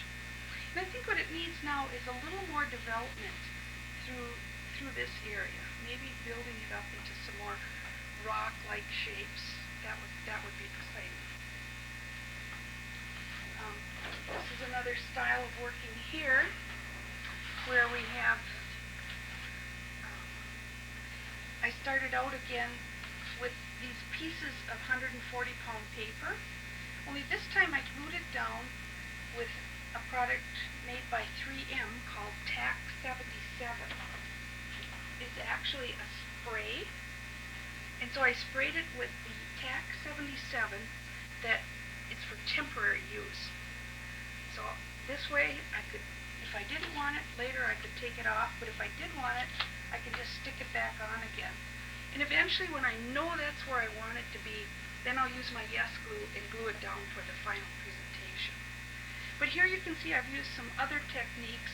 These stringy lines that you see here were done with the gauze that I pulled and stretched and just painted directly on top of. Some of these white shapes were done by using wax paper to save those areas. And then some of these colors that you see in here were actually toned with the enru paper. And this one here definitely has a landscape feel. And here again, I was thinking of rocks and water and some of the movement coming through. And you can see again some of these textures here. This was done with saran wrap. This one, I did use that cotton gauze on here, but I don't see it quite as a strong element. You can see it a little bit, but I love the gauze. In fact, I have some right here.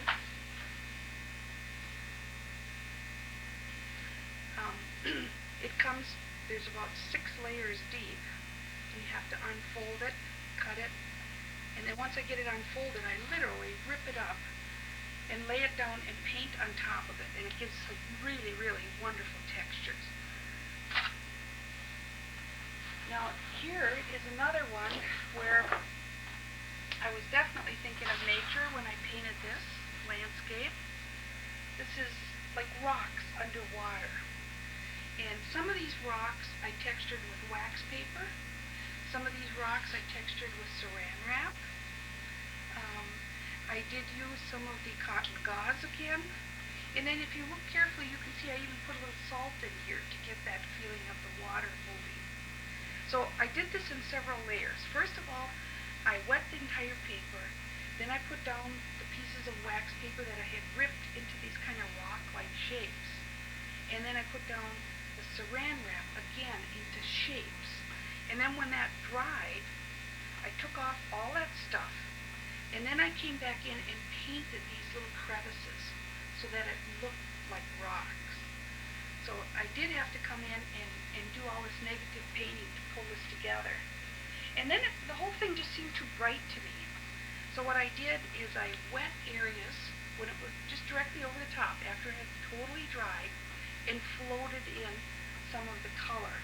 So whenever you want to tone down an area, it's really easy to do. Just wet your brush, you paint directly on top of it, and then you can literally float in color. And that's what I did here. I floated in some blues through here. I floated in some warms through here, more blues through the bottom. And it gives it kind of a subdued look. Now these pieces here are kind of unusual. I was experimenting again, and I painted on top of paper that I treated with gloss medium mixed with water, about half and half. So I actually painted the paper before I did this painting with this gloss medium and water. And that kind of sealed the paper, so that when I did paint on top of this, the paint is just kind of laying on there tenuously. And if I really don't like what I see, I can very easily come in and see I could almost just erase this whole thing. So this is one of those that has to be carefully framed, because there's no way that it's going to hold this paint on.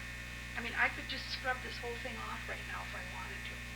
But I really enjoyed that, having that freedom to come in and just with the lightest touch, I could pull back a lot of these whites.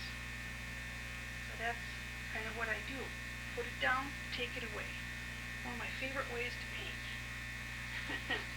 And this kind of reminds me of rocks in a canyon. This one here is kind of fun. Last year I was over in Japan, and I did get to tour a lot of areas of Japan, and I saw a lot of bridges, water, and to me that's what this looks like.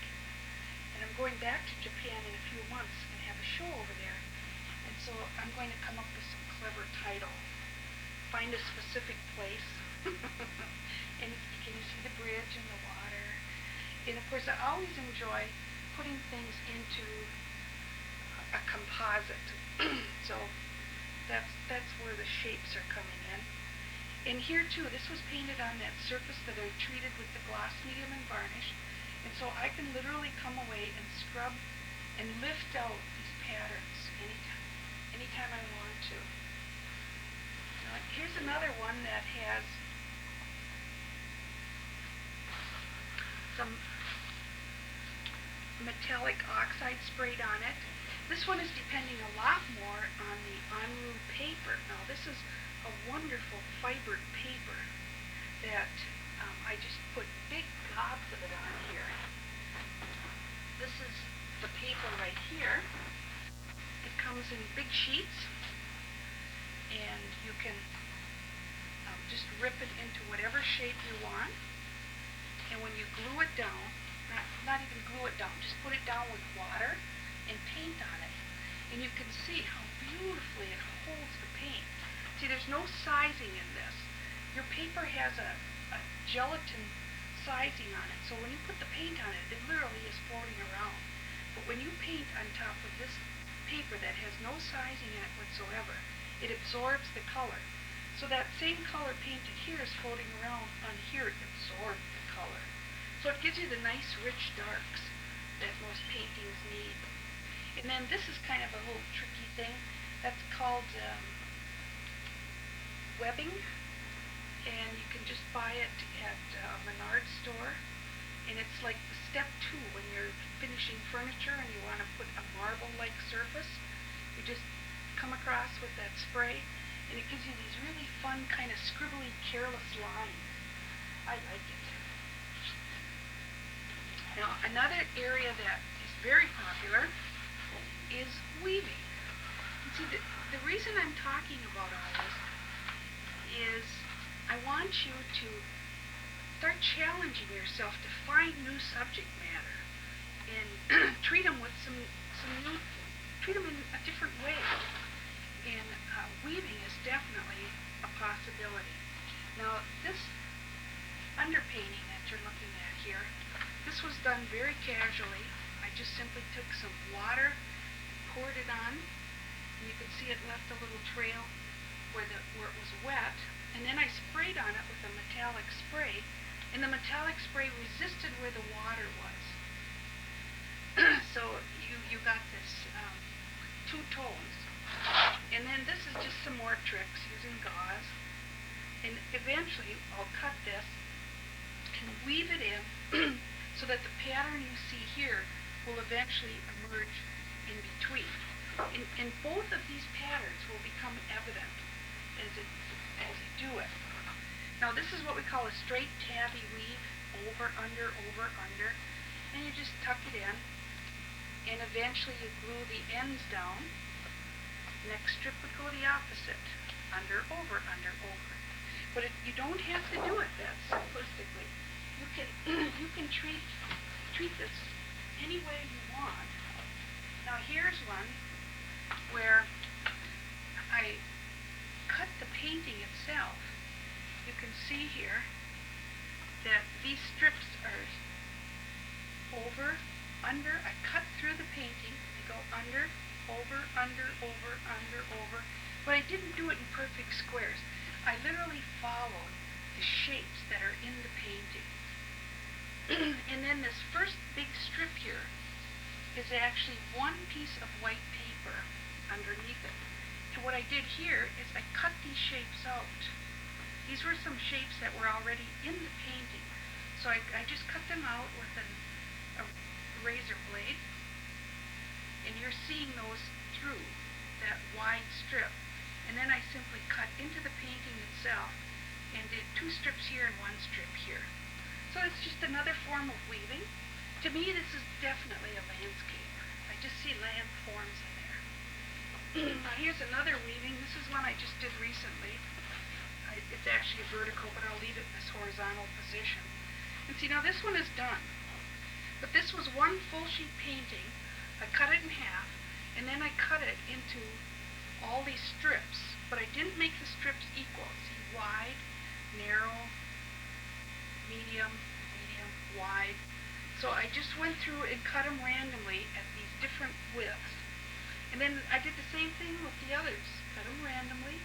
And then when I wove them together, you can see how I pulled them out to form these shapes. And I just pulled one shape out. I wanted the picture to touch off the edge. So I pulled one strip out and just wove it in over here so that I could create a dark shape going off the edge. So it's very important to me where these are touching. See, we're off here, here, and here.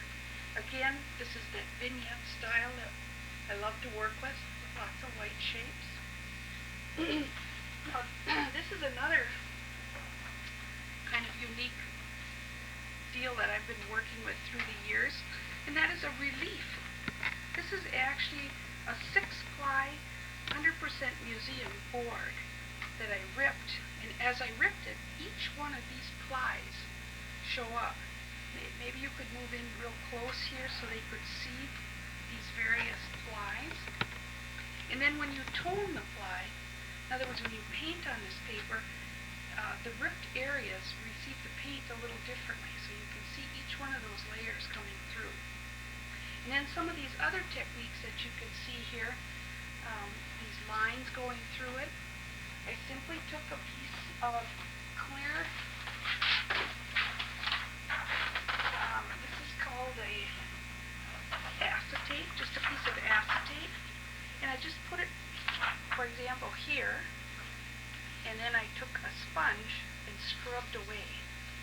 So I just kept moving this acetate around to create some of these nice shapes that are running through here. And this one still doesn't quite feel done to me, but again, I'm definitely thinking of land forms. Here your eye, you see some distant mountainous shapes, light shafts coming through, some of the textures from land forms there. Pretty fun stuff. Now, another thing you might consider is working with airbrush. Now, for a long time I did a lot of airbrush painting, and it's kind of technical, but it's still kind of a nice thing to do. So here again we have some of the abstract forms, but I wanted to pull some shapes into it. So I loaded up my airbrush with white ink. And here you can see where I'm doing some reversals. On this side, I used again my acetate. I held an acetate here and sprayed so that the white is moving into the picture here. But then I took my plastic, moved it. This time I sprayed on this side, and again I reversed it. So I love these reversals where you go outside, inside, outside, inside, outside, and so on. It just gives it a lot more interest than if the whole thing were white outside. And then I'm always looking for passages to carry your eye through. So you can see how this white was carefully sprayed and linked together so your eye comes in, through, and out. Same here, you go in, through, down, around. And I'm always looking for ways that these whites can link together. Same is true with the darks. Now another thing that you might consider is working with a really different shape of paper. And this is something I don't challenge myself to do very often, but I recently took a commission, so I did happen to have this in the studio. But to paint a picture on a long, skinny rectangle, or maybe try working with a square format, or maybe paint your picture with an oval. I mean, anything, if you find yourself getting in a rut, try some of these ideas. And just a different shaped paper, believe it or not, can make quite a difference. Well, this is going to be my final wrap-up now. I'm going to show you the various paintings that we have painted here in the video. I did go back and pretty much finish each one of them. This is the layered painting that we started with. The rather cool, dominant snow scene. And you can see I ripped the paper down just a little bit. I ripped the paper down so it's not exactly the same, the right full sheet size, so I just have to lay it on top here. But I'm very pleased with this painting for the most part.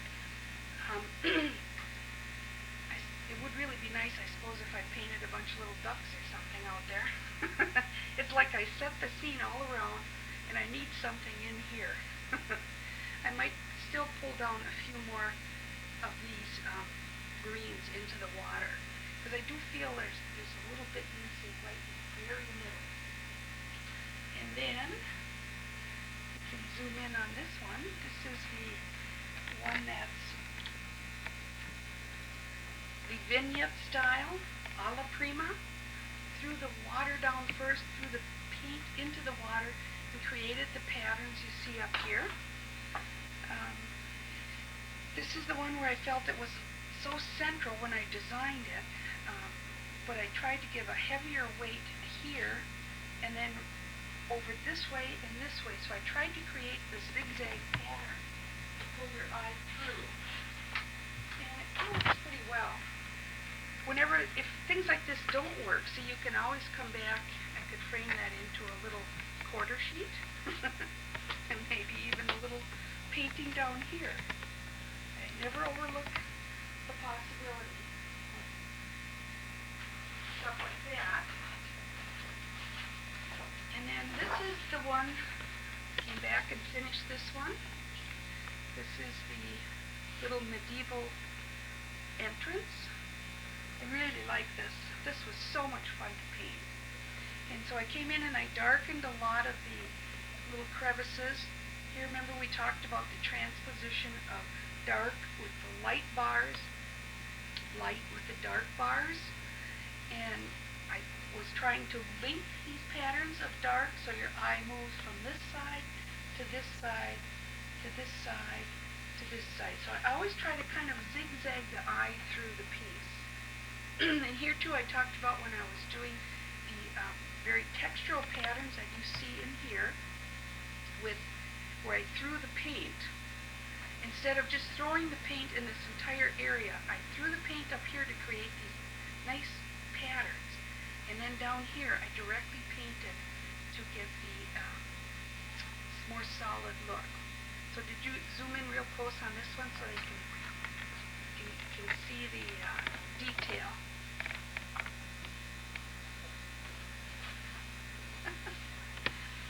And then this one over here, I finished this little rascal up. Now we got to look at these in a mat. And this is the Umbrian Hills, one of the little medieval villages. And it's so quaint when you get to these places. You just walk through these narrow streets, and you walk up the steps into somebody's home, and then you walk up here and maybe turn the corner and walk down. The only thing I have to finish in here now is that little gateway up there. And I thought I might get just a little bit darker through this area. And then the last piece we looked at was the one where I used the gel medium to give it texture. And I finished that one this morning. And I'm very, very pleased with some of the textures. If you can really move in close in that area, they can really see, hopefully, the textures. And remember, this is the one that if you want to, we can take with a dampened tissue and you can just lift away. And if you're real careful, you can just lift away some of the surface to really accent the texture. So that's one of the things I like to do, is to come back later and just lift away a little bit of that texture. So it gives you that kind of sparkling white throughout.